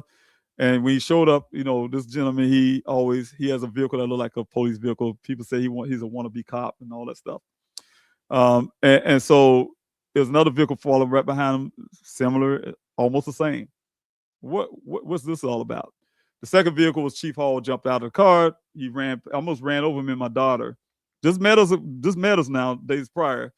And he, hey, Mr. Robinson, and kept walking and he just yelled out, "Hey, everybody, y'all want to know where this vehicle was found?" And mind you, Buckeye Police Department have never even showed. Them guys haven't even showed us the scene, the crime scene, right, where they picked Daniel's vehicles from. He gave me a map. The day that he told me about Daniel's vehicle being found, they wouldn't even let me into the police department. He came out in the parking lot and threw things on top of the roof of his car and showed me 2 maps and 1 picture that you guys can see in the public now. But he haven't done that. He yelled out to the crowd that was at the search, "Y'all want to know this vehicle was found?" Of course, people was really excited about that because they was invested in Daniel's case. Yeah, and they was about to run to their cars. He said, "No, we could walk right over this hill. The hill's right next to me and my daughter. Right over this hill. Is on the other side of this hill." Like, what? That's how me and my daughter felt. We looked at each other felt very disrespected, right? Walking behind Chief Hall, he walking like he's Moses, and I would like to use that analogy. Walking like he's Moses about to depart the Red Sea or something. We all following him. He make it up the top of the hill on a ravine, and he point down this ravine. He said, "That's where your son's vehicle was found." And he said, "I know because I was here and this and that and blah, blah." He was going off. Then he started changing the conversation about the cartels. Oh, the cartels is bad in this area. They come across the border and they fly their planes to Sun Valley Parkway, land. Or they land some kind of drop fly, something he says. They will touch Sun Valley Parkway and they drop the drugs and go back to Mexico. And all this kind of stuff he was talking, grandstanding. And that's when I met them. But make a long story, that's when the ranchers showed up. And that's the only 2 times those 2 people ever came to a search. But when I left home that day, the way he was grandstanding, and first of all, he was lying where the vehicle was actually at because the rancher corrected him and pointed to the right ravine. But they both never came back to a search ever again. But when I got to that hotel room, the only thing I felt, and I'm gonna tell you guys, when you pay attention to people like I do, I've been trained, first of all, to pay attention to people. I pay attention to body language. That's why I knew Ken Elliott when he had his hand in that compartment when he got out when I first met him. He was on the defensive. He probably did have some type of weapon. And that says a lot by itself. That's another story. But also Chief Hall had a disposition by himself that he was adamant to make sure I believed the story. That's how I took it. When I got home, I started examining that whole day. I examined when he showed up when that rancher told him, corrected him, and he walked off with a red face and kept going and never came back again. It was like it was a story told to me. Me and my family, you gonna believe that this vehicle was found in this ravine, because that vehicle showed up in that ravine 2 days after there was a sighting of that vehicle off of Verrado Way where the first well site was at. So I still hold on to that. I hold on to that They removed that vehicle. We asked them where they put the vehicle. Detective Biff would not tell me. To this day, would not tell me where the vehicle, who told it away from the side of that road. And then they called me 2 days later and said, "Oh, we found your son's vehicle in this ravine." Then my investigator found that the vehicle was planted there. So, like I'm saying, is to me, Daniel was never in that ravine. It was giving us the story to believe that. All right. And that's probably the reason why the FBI won't come into the case. Question.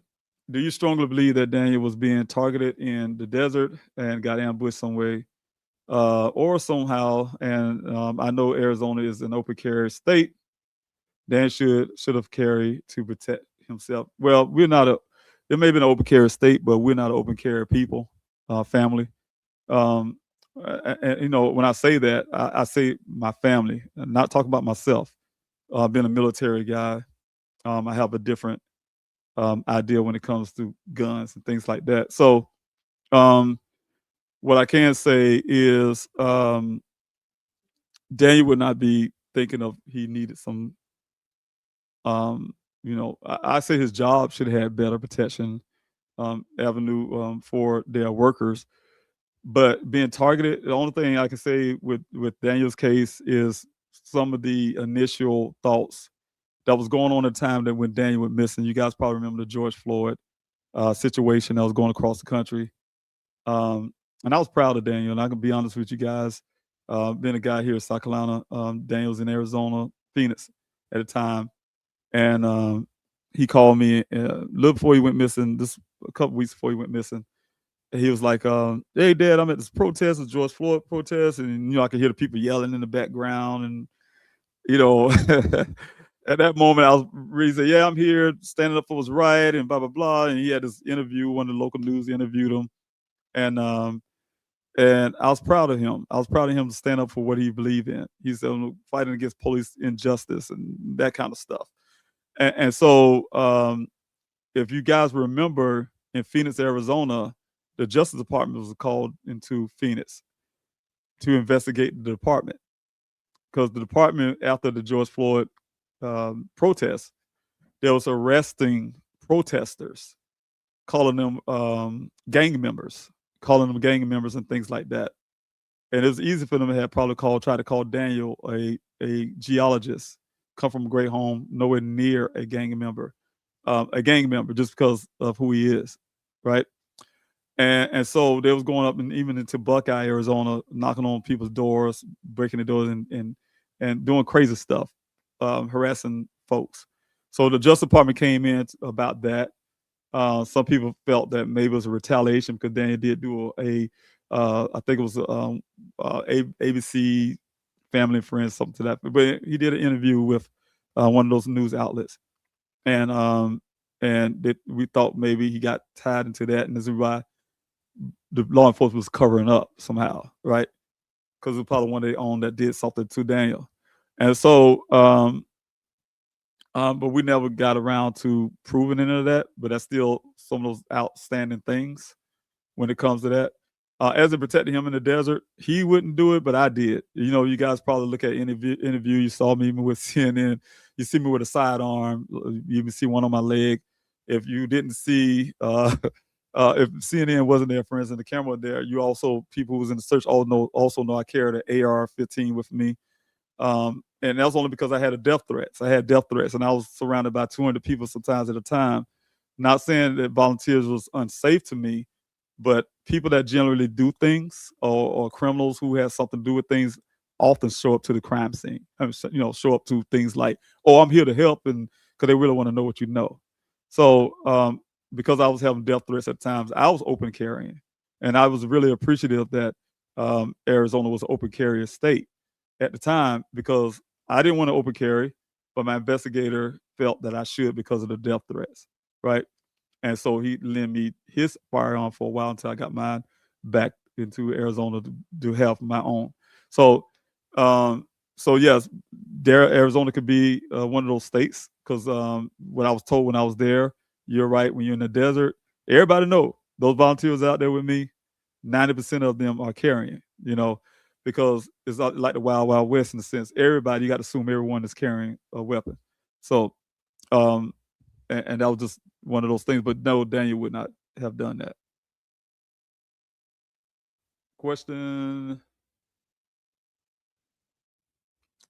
This is not a question, but I'm going to read that. It's frustrating and sad. Hundreds of years, and to this day, people of color don't get a recognition in the crisis of or anything else for that matter. If you are not white, rich, or famous, no justice. Well, I can't say yes, and that's the statistic wise that is true. Also, there's some families that haven't been getting justice too, of all races. I can say, because the reason why I say that, it depends on the class. Like you said, definitely people of color, because the statistics don't lie.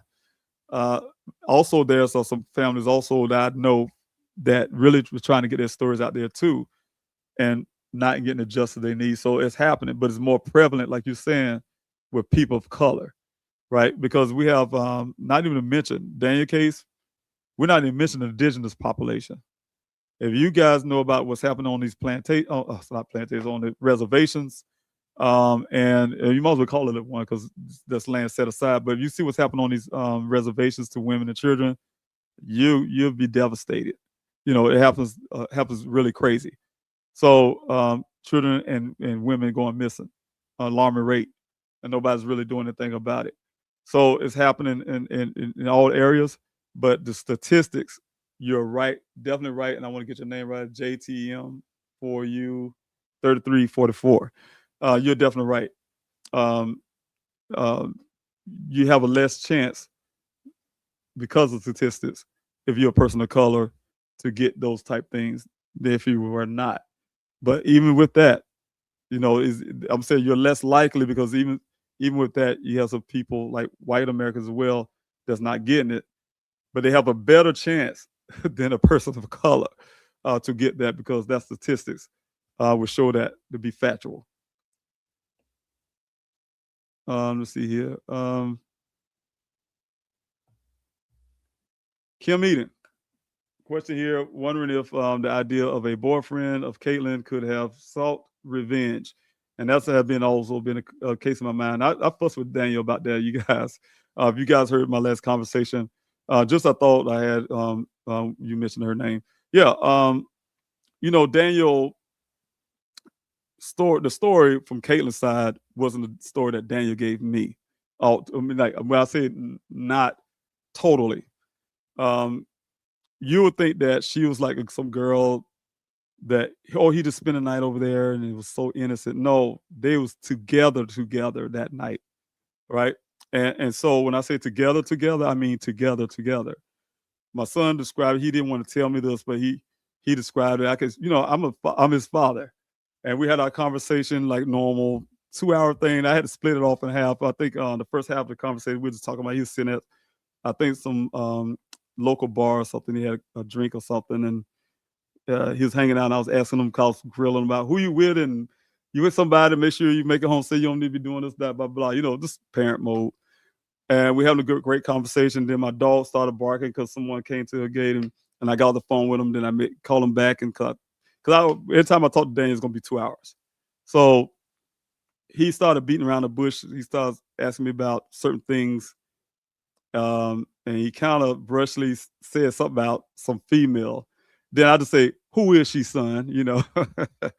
And he started, kind of slowly telling me, "Oh, it's some girl I met through Instacart," and he was reluctant to tell me that because I'm telling you guys, Daniel tried to model himself after me, man, stand on his own 2 feet type thing. Growing up, he know what I told him, and so he know the first question I was going to ask him, which I did.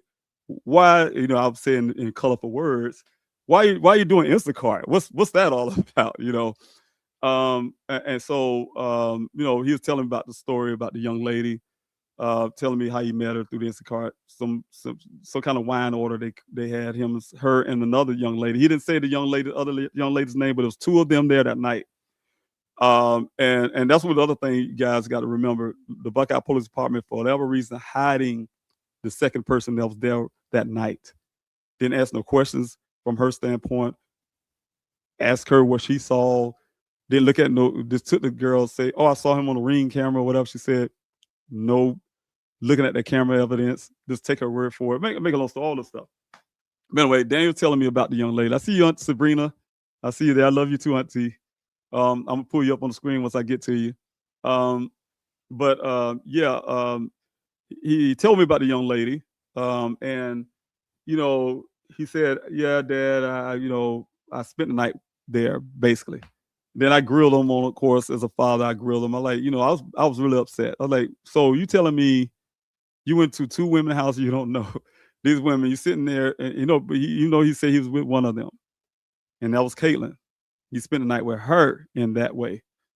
And I was really upset with him because I was like, "Look, you spent the night with some woman you just met from Instacart, how you know?" And I was grilling him. How you know she don't have a husband? "I don't know, because the house looked like this and blah blah blah." And I said, "You too smart to be so dumb, son." It was dumb to me. The answers he was giving me. How you know she ain't got a boyfriend? Or where did she work at? He couldn't tell me none of those answers. So I told him how stupid that was, right?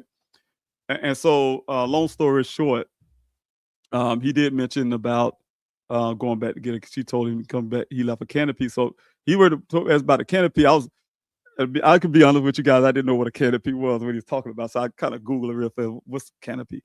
But he said he left the canopy over. And I'm asking, what? Why you got a canopy over? Somebody else in the backyard doing something with a canopy. And so he went to go pick his canopy because he did for work. And so I did hear some of those little small details what he told me. But then with the police department, from her version with the police department, things went to some type of other things, make it was so ugly to me when when Officer Birchfield come to me about it. He put it in a way like my son was stalking her, and she was fearful for her, made her the victim somehow. She's fearful for herself, some type thing. And being a girl dad, like I told you guys before, I have daughters, and being a girl dad, I care about females.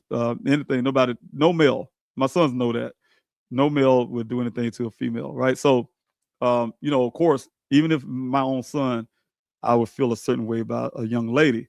So when he was telling me some things, I'm like, I don't believe that about my son, but if he did some crap like that, it would kind of make me mad, right? So, but when I started thinking about it, no, that is not Daniel's character, and I went to hear the full stories of that. Yeah, it was never anything that really matched what Daniel told me from out his own mouth. So those are two different things. And also with the fact that, coupled with the fact it don't match the phone records or anything else that they talk about when it comes to Caitlin either.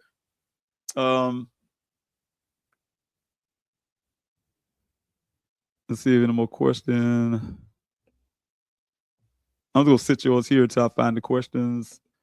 Anybody have any questions? Lucia, it was really long, so I'll put it there in case I'm not missing anything.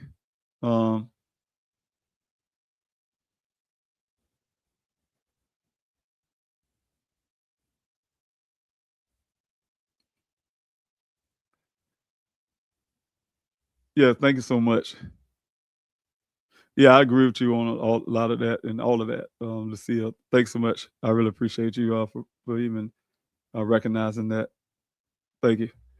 Also, Aunt Sabrina, thanks so much. I told you I want to put you on the screen. I love you too, Auntie. But thanks so much for supporting. I truly appreciate you. Yes, I decided to do a live stream. I was telling folks on the GoFundMe that I was going to try to do. I want to do something different. What I was doing tonight is actually pull up some things for you guys to see. But here it is. Like I said, always be a 2-hour thing. I'll try to get off fast as I can, but I always end up managing to get 2 hours. I'm tired, you guys. I had a long day, and I did a virtual town hall. It might sound non-tiresome, but what I did earlier today was tiresome. I had to rush back and get set to do this virtual town hall. I do that every Friday at 6:00.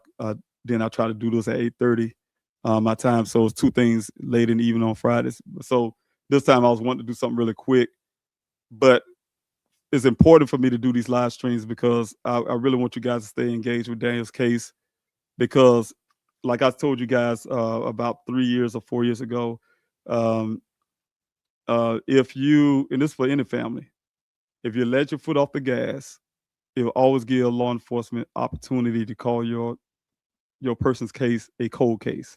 And people still trying to call Dane's case a cold case because they're not seeing anything moving. As long as law enforcement sit on evidence without doing proper forensics or even look, one thing, and I keep bouncing it off of somebody else's case, but the Galtry case. You know why they found blood? Because they went to go look for it. They did every source to find it. Why they found that it was a ransom? Because they looked for it. And I use that same analogy. If someone says, again, I'm gonna say it all the time, I'm gonna keep using the same one. I'm sitting in a chair, somebody come knock on the room door, say, David, can you go in the cabinet and find that grape jelly in the cabinet? I sure. I can get up out of the seat, go in the kitchen, go open that cabinet door. I can look there, just open the stand at the door and look in there, look around with my eyes, and then shut it back and walk back and sit here. And they say, did you go look for that jelly? Yeah, I did. But did I really go look for it? I mean, I could technically say I looked for it, but I didn't go look for it. I didn't go move around anything. There's a whole bunch of stuff in there, and the jelly was hiding behind another jar of something else. If I didn't move anything around to look for that jar of jelly, I didn't really look. I could technically pat myself on the back and say I looked, like they did them searches when they claimed they flew a helicopter or they had these things, but they didn't look, because that's the reason why, if you guys understand this, it's been almost 5 years. The Buckeye Police Department hadn't even found their own hands in front of their face. They haven't found a yellow construction cone in the desert. They haven't found their own foot in the desert, their own footprints in the desert, because they wasn't looking for nothing. They just gave themselves an opportunity to go out there for the public's sake, to say I was out there for your sake, so they can pat themselves on the back and say, oh yeah, I did these searches, right? But then the searches wasn't done. It was only done because I put pressure on them to make them do certain things. And again, that's the reason I tell you guys, when I've been asking for funding and asking for help, it helped me stay out there to put pressure on them to do the things that were done. Because if I didn't do it at all, I'm telling you, when they get that vehicle to me, they said they wasn't investigating. They took a post down they had to say they had no more leads to follow. When they told my investigator in his face they weren't investigating, they gave me those things for safekeeping, thinking I was the kind of man that was going to grab those bags and they put in the trunk of my car. I was going to drive my happy behind back to South Carolina, and y'all would have never heard of who Daniel Cornelius Robinson is. It would have never happened if I didn't stop and got a second opinion and kept pushing that desert search and kept pushing for national attention.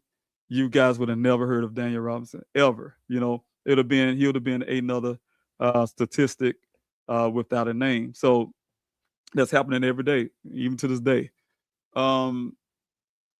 Miss Liz, I'm gonna say Miss Liz Hernandez says she lives in Torteso, which is the community, yes, right outside of Sun Valley Parkway. Yes, pass by just to get to that site. And am always thinking and praying for Daniel. Thanks so much. And your community there, Torteso, we went to your community, Miss Hernandez, went to your community for searching too. When I say I was doing city searches, I probably knocked on your door. I'm not sure how long you've been living there, but I was doing in that neighborhood as well, your neighborhood as well, down the street from the area of the desert where Daniel went missing. That's it. Okay. All right, Auntie, I got you. I think I had you up there long enough. All right. Kim Eden, thanks so much. Did you pick up the canopy? He did. He picked up the canopy. And the reason why I know that, he told me he picked it up. And the reason why I know it also is because reluctantly, when I was able to finally get access, and I probably lowered my tone because it was really painful. I'll say it like this: it's almost, if I don't know, and I hope, and I know it's sad to say, but when people lose a loved one, for instance, a loved one died, passed away, and the family had to go in and pack up their things or whatever they do, because I never had it happen, but you have to go in there and pack up some things. I know it's painful. I'm going to tell you the reason why it was so painful, and I'm go back to the canopy. It's painful because when I had to go into Dan's apartment the first time, when I knew I couldn't afford to keep paying his rent, His rent was, I think it was like $1,500 a month or a little more. And I couldn't afford to keep doing that. And so packing up the stuff, his mother and his siblings packed up this stuff. And then I was, moving. Once they finished, I went in to move those things into storage. What I can say, then I had to move it from another storage. It was because he had too much stuff and had to get a smaller storage to cut costs because I was still trying to do desert searches. And I remember going through his things. That's probably one of the most painful things because you're trying to figure out, because my heart was that I hope Daniel can come back for his things. And you don't know what he wanted, what he don't want, or what he do want, those type things. So you have to make judgments on yourself. So it's hard. So make a long story, when I first went in his apartment, I saw the canopy sitting there. That was one of the things I loaded on the truck. And I still, did we still have it? No, I think that's one of the things I had to let go. But definitely, I seen the canopy. So yeah, he did pick that up. But that was one of the items that I always threw my head when I saw it in his living room, leaning against the wall, was that memory of that story with Caitlin. I think that's it, everybody. I'm at the bottom of the questions, and thank you everyone for those questions. I agree with you, Dion, about coming through the tooth and nails through the red, by the red. I guess the transfer paint stuff. Unfortunately, I don't have those things anymore. All that's in the hands of law enforcement to do what they need to do, the right thing. And the phone records definitely do need to be investigated. You guys, really quick before I go, and I'm gonna say this to you all. I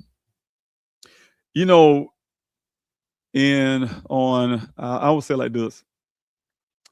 On June the 22nd of 2021, the day before Daniel went missing, my life was different. Retired military guy, dealing with, anything that veterans are dealing with when you come back from a war experience, right?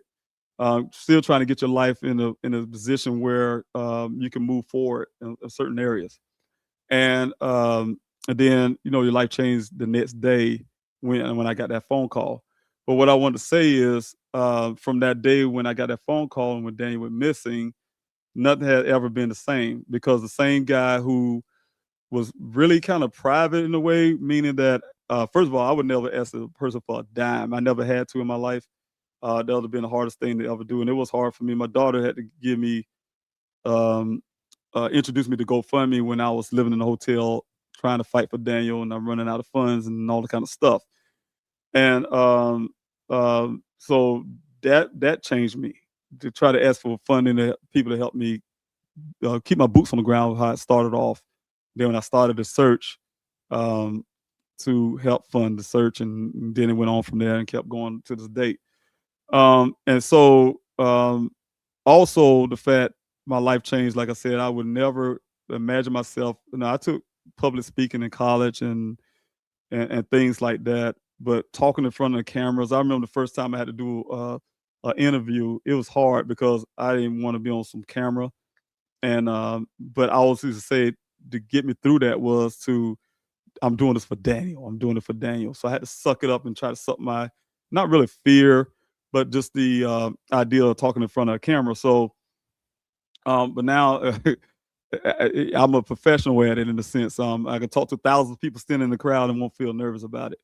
I had a real bad stage fright when I was in college, taking speech, and so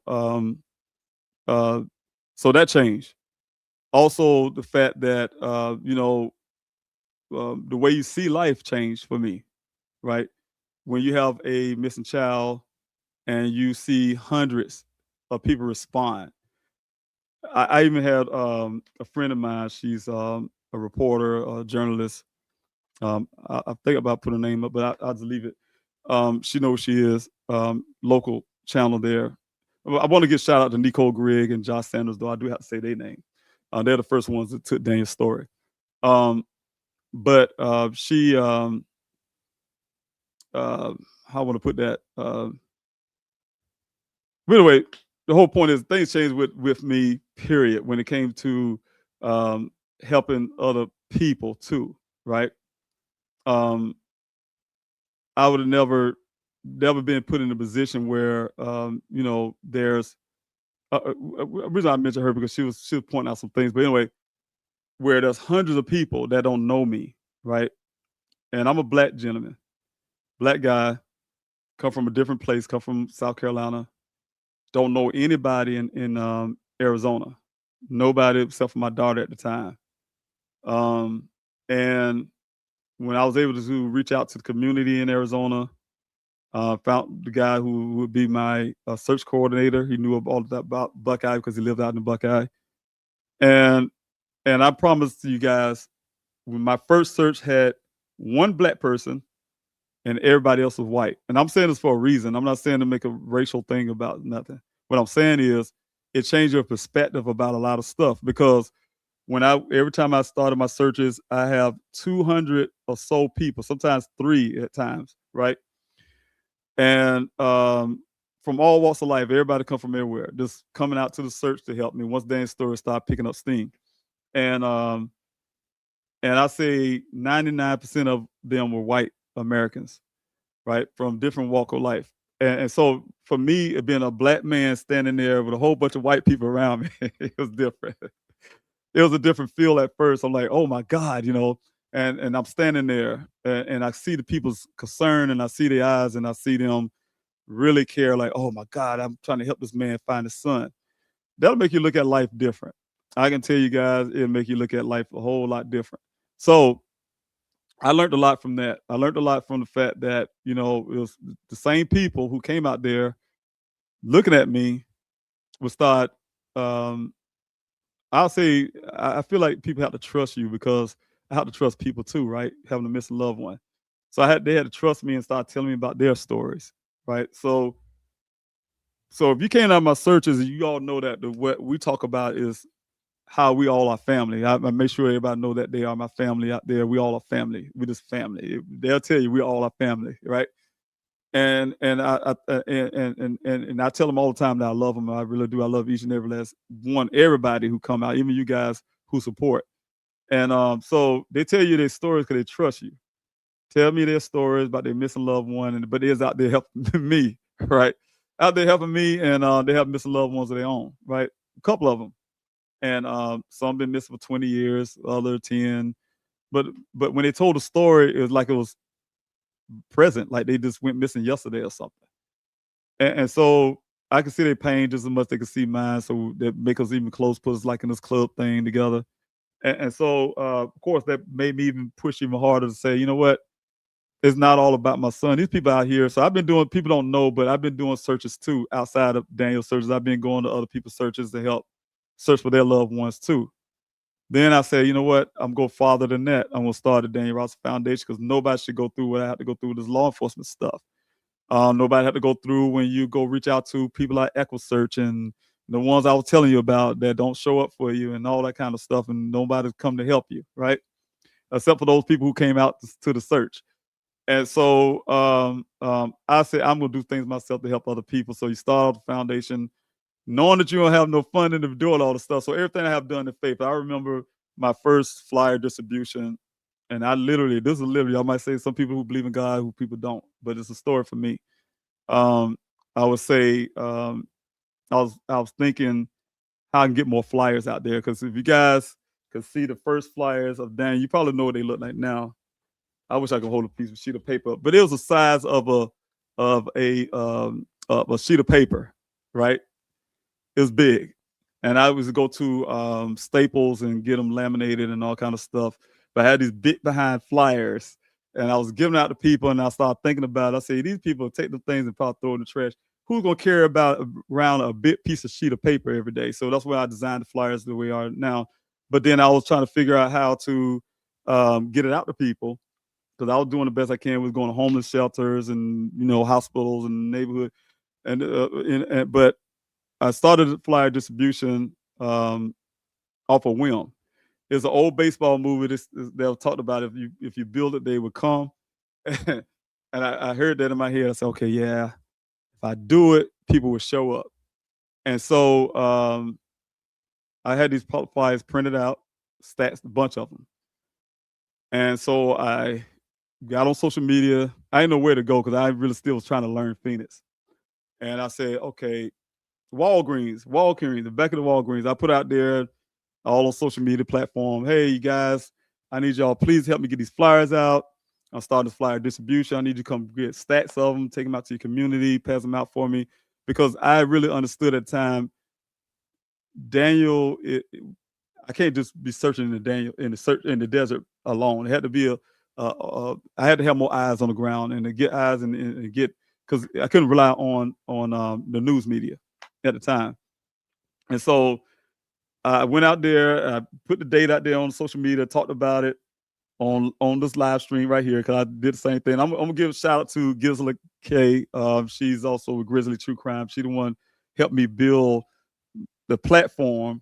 Please help find Daniel YouTube, because I knew nothing about being a YouTube content creator and all that stuff. She did all she. I mean, you guys, I don't know how the woman do it, but she gave me a tutorial. She made a special tutorial for me in my spare time to look at to see how to do StreamYard and all this kind of stuff. So I give her the shout out.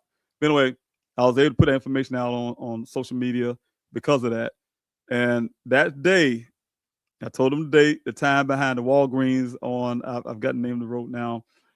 And I went out there, went to behind the Walgreens. I made it specific. Come behind, don't come in front of the store, behind the store, right?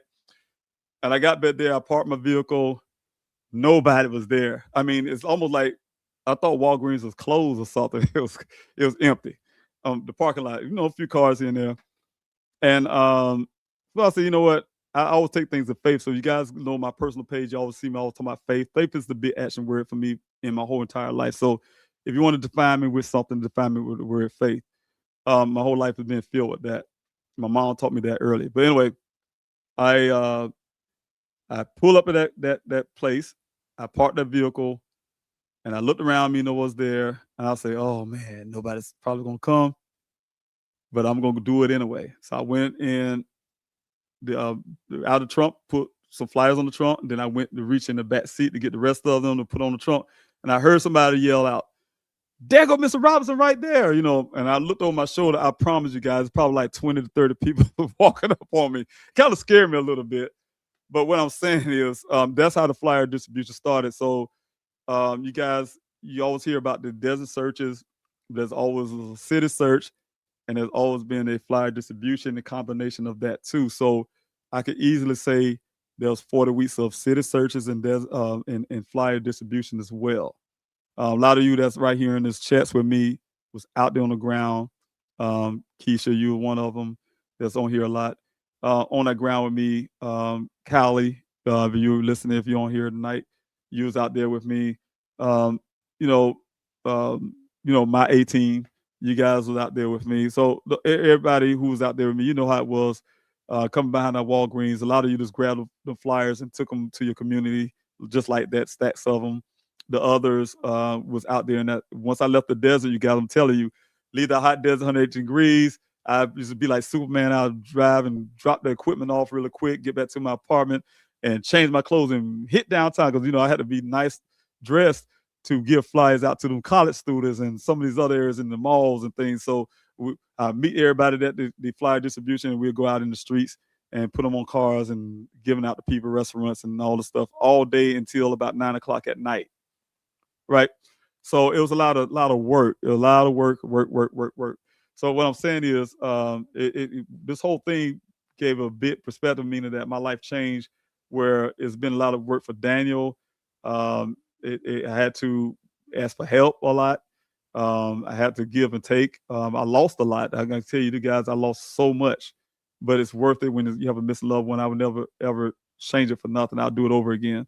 But what I'm saying is to say all that to say tonight that everything I'm doing from June the 22nd of 2021, my son went missing on June the 23rd, and this day, everything from that point has always been about everybody else except for me. Have never done anything else for me from that point.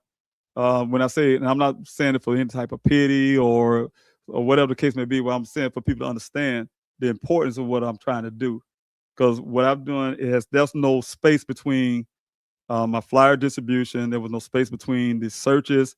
There's no space between the city searches, the advocacy, anything, the events that I've been putting together, the Daniel Robinson Foundation. There's no room between this congressional run to Congress that I did in 2024 and I'm doing right now. All that is the same thing. When I say the same thing, and I'm telling you the sick part about it is that, especially with the my political campaign, it derived from Daniel. I ran for office because, if you guys can understand, at the time, I was talking to the senators in Arizona who did their best to try to get the telecommunication to do some things they should have been doing a long time ago for missing Americans, and they haven't done it. Nobody can come with a solution, so I told them I was coming through their back door, and back door mean I was going to run for Congress, get it changed myself.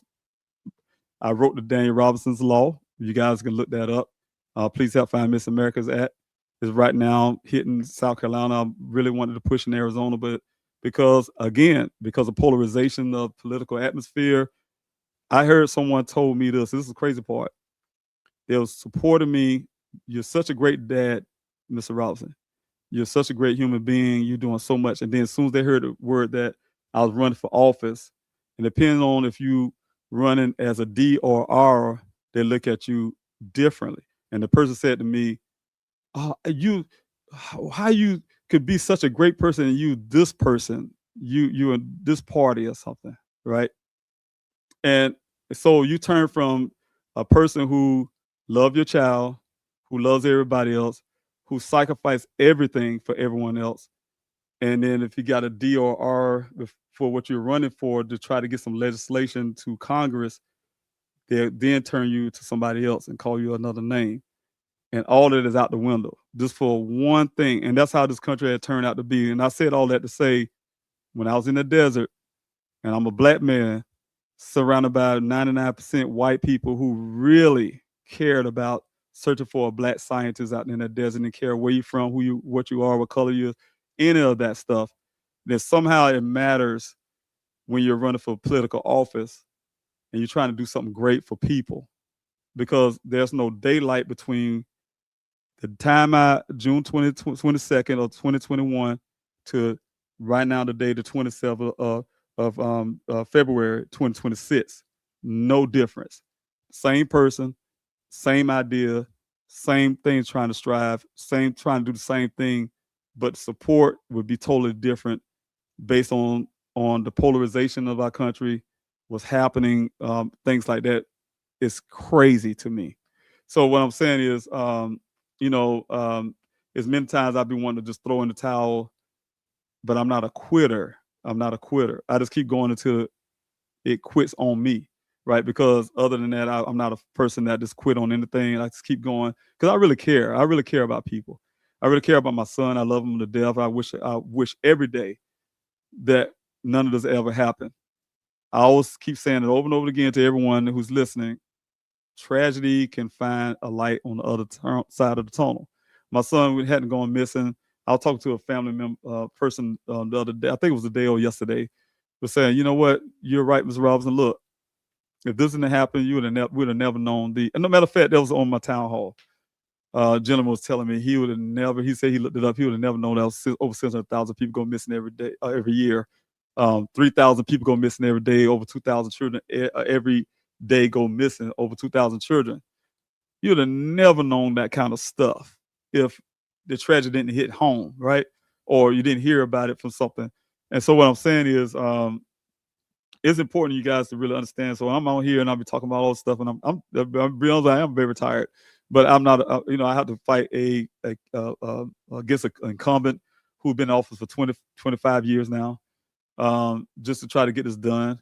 I have to live through being called names or called something that I'm not because of the polarization. Like I said, I have to take my own funding a lot of time to get things done when I really don't have it anymore, just to get done. And I still have to ask people for money. That's something I don't like, through GoFundMe, that I really don't like doing.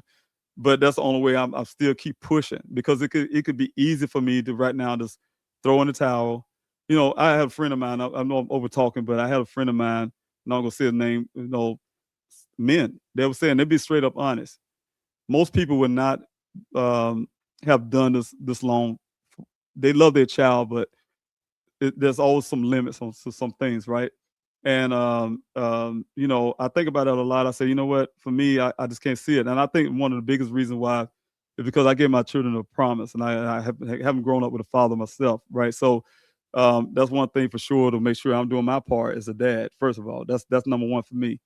The other part is, just being the person that I am.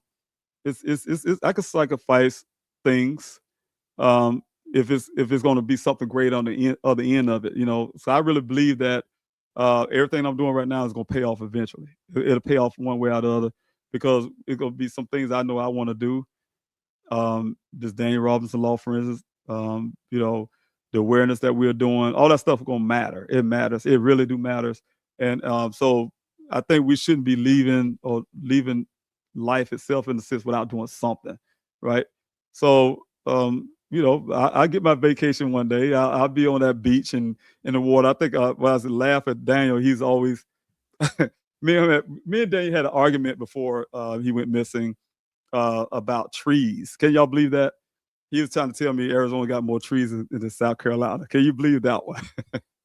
And I laughed because we actually had a conversation about that. I said, "Man, are you high or something?" But but anyway, but when I was in Arizona, I laugh about it because Danny wanted me to come to Arizona so bad, and here I was stuck in Arizona for 2 years looking for him, and then the Arizonians, the ones that I love to death, especially the native ones, they all talk about me moving to Arizona too. And I'm like, Arizona have enough water for me. And everybody who knows me know I have a real strong need for water, right? When I say need for it, I just love being around ocean water. I love the smell. I get excited when I can smell the ocean before I even get there. And so, I just love ocean water. And so Arizona don't have none of that. South Carolina have it, but I can be honest, I love South Carolina. I love Myrtle Beach, and I've been to Paul's Island and some of the other ones. But my favorite beaches is like down in Florida, Cape Coral, and some of these other areas. But white sand beaches, I love things like that. But what I'm saying is, I could easily just throw in a towel and be like, you know what? I'm just go back to dealing with my own personal stuff, me, and self-care, to just like say veteran stuff. But I just keep pushing and keep fighting and hoping I can get this thing done. So that's what I'm doing. I ran, like I said before, for Congress. I run again. And I'll tell you what really aggravates me to death. When you have someone running against you, you have a thing called a primary. Primaries cause a lot of problems for a person like me who already don't have that kind of funding stuff. And then they make the funding even worse for you. And you have to really fight. I tell you guys a real quick story, and this is a campaign story. When I ran in 2024, law requires that you have to have a treasurer. That's all they care about. That's the FEC. That's the Federal Election Commission. You have to have a treasurer. And at the time, I couldn't get anybody to volunteer for the campaign, right? I'm new at this, never did political stuff ever, that stuff. I just came from gun-ho, wanted to get Daniel's law into Congress, right? And try to help as many missing Americans as I can, as well as help the people in my state, because I live in my district. I even had people in Arizona wanted me to run out of Arizona because they really believed in what I was doing. So, but that campaign was difficult, low funded, very low funded, against an incumbent, like I said, at the time, was in office for 24 years. And he helped millions, packed money to you name it. And so my primary, I had got a primary. We think it was a political hack. Somebody just threw the name on the ballot. At the very last day, I think the last day was the file to get your name on the ballot in South Carolina. And that person put it, I almost looked like it was like the deadline was that day at 5 p.m. It could have been at 4:59. That person did it or something. But anyway, it caused me to spend a little money that I do have to run. but I knew it was very important to try to do everything I can to win. So I did that. But we had no funds, nobody to really join the campaign. I'm a candidate, was out there putting up my own yard signs to, you name it, to people on the side of the road. Hey, you a candidate? Where are your workers at? You put your own signs out? Yes, but I was hustling. When I say hustling. And I say this proudly because the guy that's running against me now in the primaries, he had a word about me saying, because I had it on my website at one point about my loss, right? Because I was proud of losing in a sense because of the numbers. The numbers was great.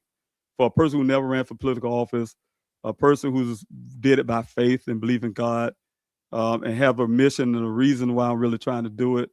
I have gotten almost 89% of the vote. I think it was like 83, 85, somewhere around there. But one say 89 and one say something like 83% of the vote with that much. And that's a miracle, right? With the little we have going out in the street, doing hard work, one man job, one man show in a sense. The treasurer who had nothing to do with her job, she was out there helping, right?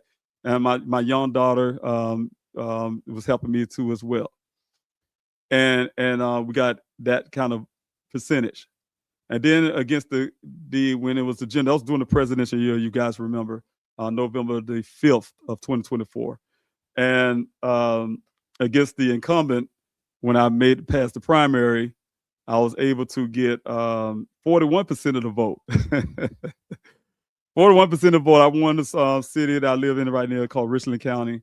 And I got 41% of the vote. I was proud of that. I didn't win the election, but I was proud of that. I was proud of that because I know what it took. I knew the hard work. I knew that I tried my best without any knowledge. I didn't have the backing of the party, and I didn't have the backing of, certain things, and I didn't have no PAC money, and, it is small donations, people like you, and so I thought it was big. And then that's how I feel about it the same way this time. Only difference is, again, I thought I was running smooth sailing. I started the second time, so, I'm not a person to give up. We're going to get Daniel Robinson's law up to Congress, and I'm taking it there myself. And so I went ahead to file again. Say I'm running again, I'll get out to file at the end of this month on the 30th to get my name on the ballot. And I say, I'm doing this again. I kept pushing all since last year. I've been pushing. And then I heard that you got somebody running against you in the primary. I was like, oh, God, here we go again. So it's like a repeat from the last time, 2024. But what I'm saying is my hardest thing was, and I'm saying all this to tell you guys too, that, again, there's no daylight between everything I'm doing. I thought I was going to imagine. It was really hard. I'm telling you, the first time I learned this quick. You guys supported me with Daniel. You supported me. God even pushed some things that happened to me personally, searching for my son. But then also I'm still running for office. And then I try to find ways to make this one big thing so everybody can understand this is one big thing. I was even calling it the grassroots movement for years. And it kind of like didn't shift that way. So how to gravitate and put all these things into one big ball so everybody can know. And I have all the support. And I have you guys, everybody part of this national campaign to get Daniel's law out there. And some of these other laws, I have friends of mine who wrote bills as well and need to get them pushed, and grab them all together and carry those things with me to Congress, right? And how to get the same people like you all who've been supporting me from, like I said, 2021 to be a part of this one big national thing to Congress to get this thing done, because we have over 600,000 people go missing. And I know some of you might hear about it, but and I don't want to make all this political, but what I'm saying is we have the Epstein thing going on. And the way me and in my town hall, we talked about that today. We don't know, and I really want that investigated as well, is we have over 2,000 children go missing. Are they a part of that big network of pedophilia that's out there that was taking our children away? And we're trying to figure out why those numbers are so high every day with these children. When it comes to the foster care and stuff, where some parents are actually selling their children, and some will just leave children on a doorstep. They'll have no name. they could easily end up in these situations and nobody ever hear about them or even care to hear about them. What about those? What about, the human trafficking and all that kind of stuff, all that bit network and things like that. So that's what I'm talking about. Talking about in a total whole. One thing can be a link to something else. My thing is about missing Americans. That could be the link. I have friends of mine that talk about human trafficking. I'm going to some of the events right now. I just text her today, tell her I want to be a part of events that she's holding. She's doing a whole lot of good work here in South Carolina, stopping human trafficking. All those things have a link. You got the Gabby Petito Foundation talking about domestic abuse.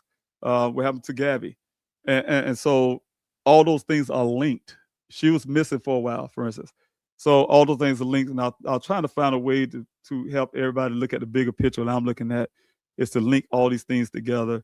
And some people have foundations, some people have other movements, some people have 501c3s, and like myself, running for U.S. Congress. All that should be working together to try to get something to stop what's happening out. We hear all the noise in the media, hear all the noise on the news channel. We hear all of that from one person, but this thing is actually happening under all of that noise.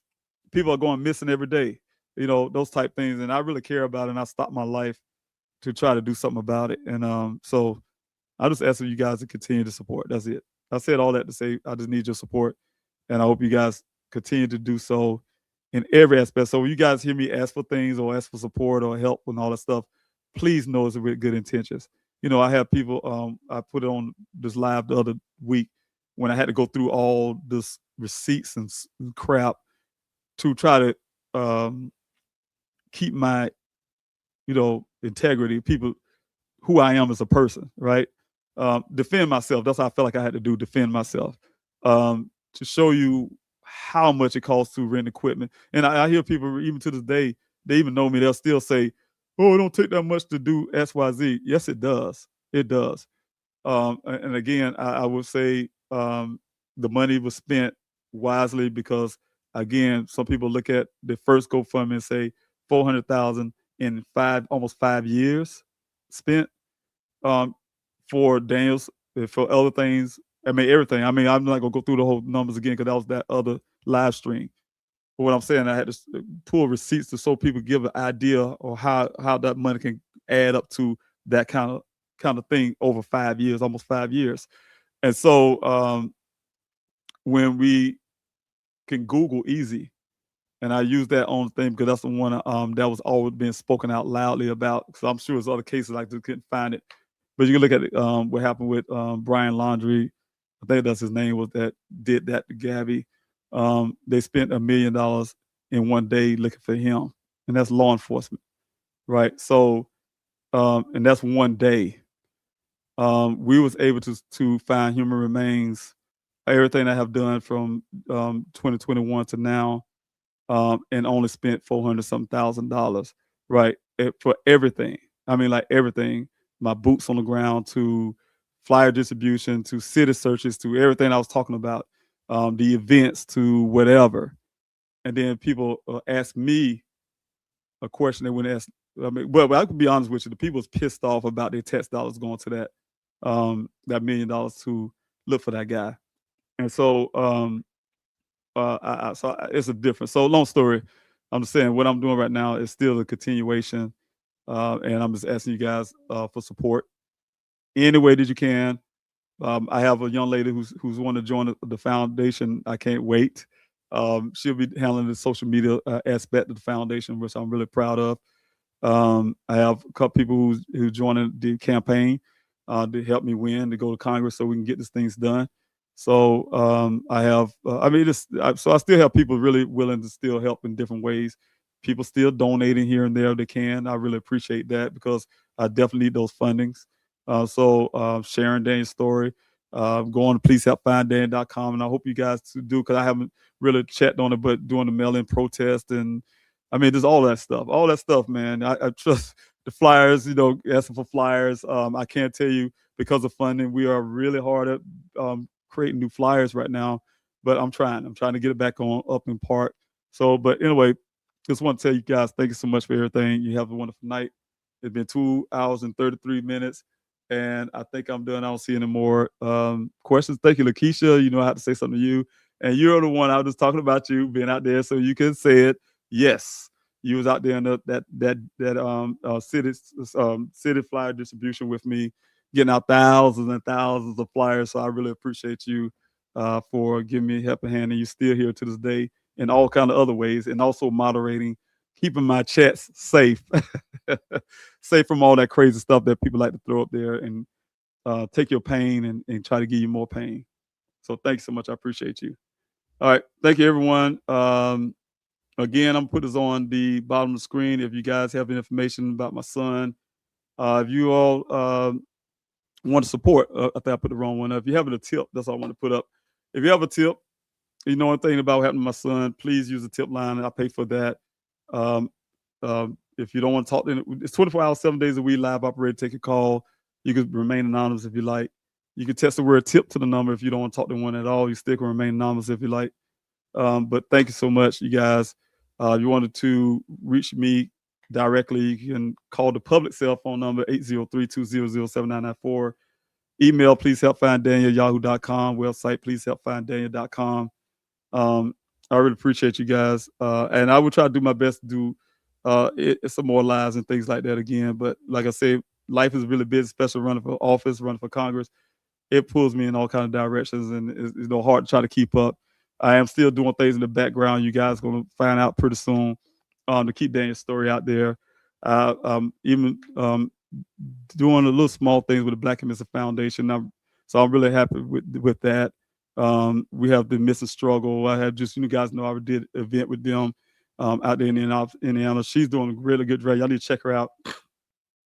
Katrina Overstreet. She's, like I said, the Missing Struggle, really doing really good work. But again, thank you guys. I'll talk to you later. And you too, Aunt Sabrina, I love you. And you guys take care. Talk to you soon.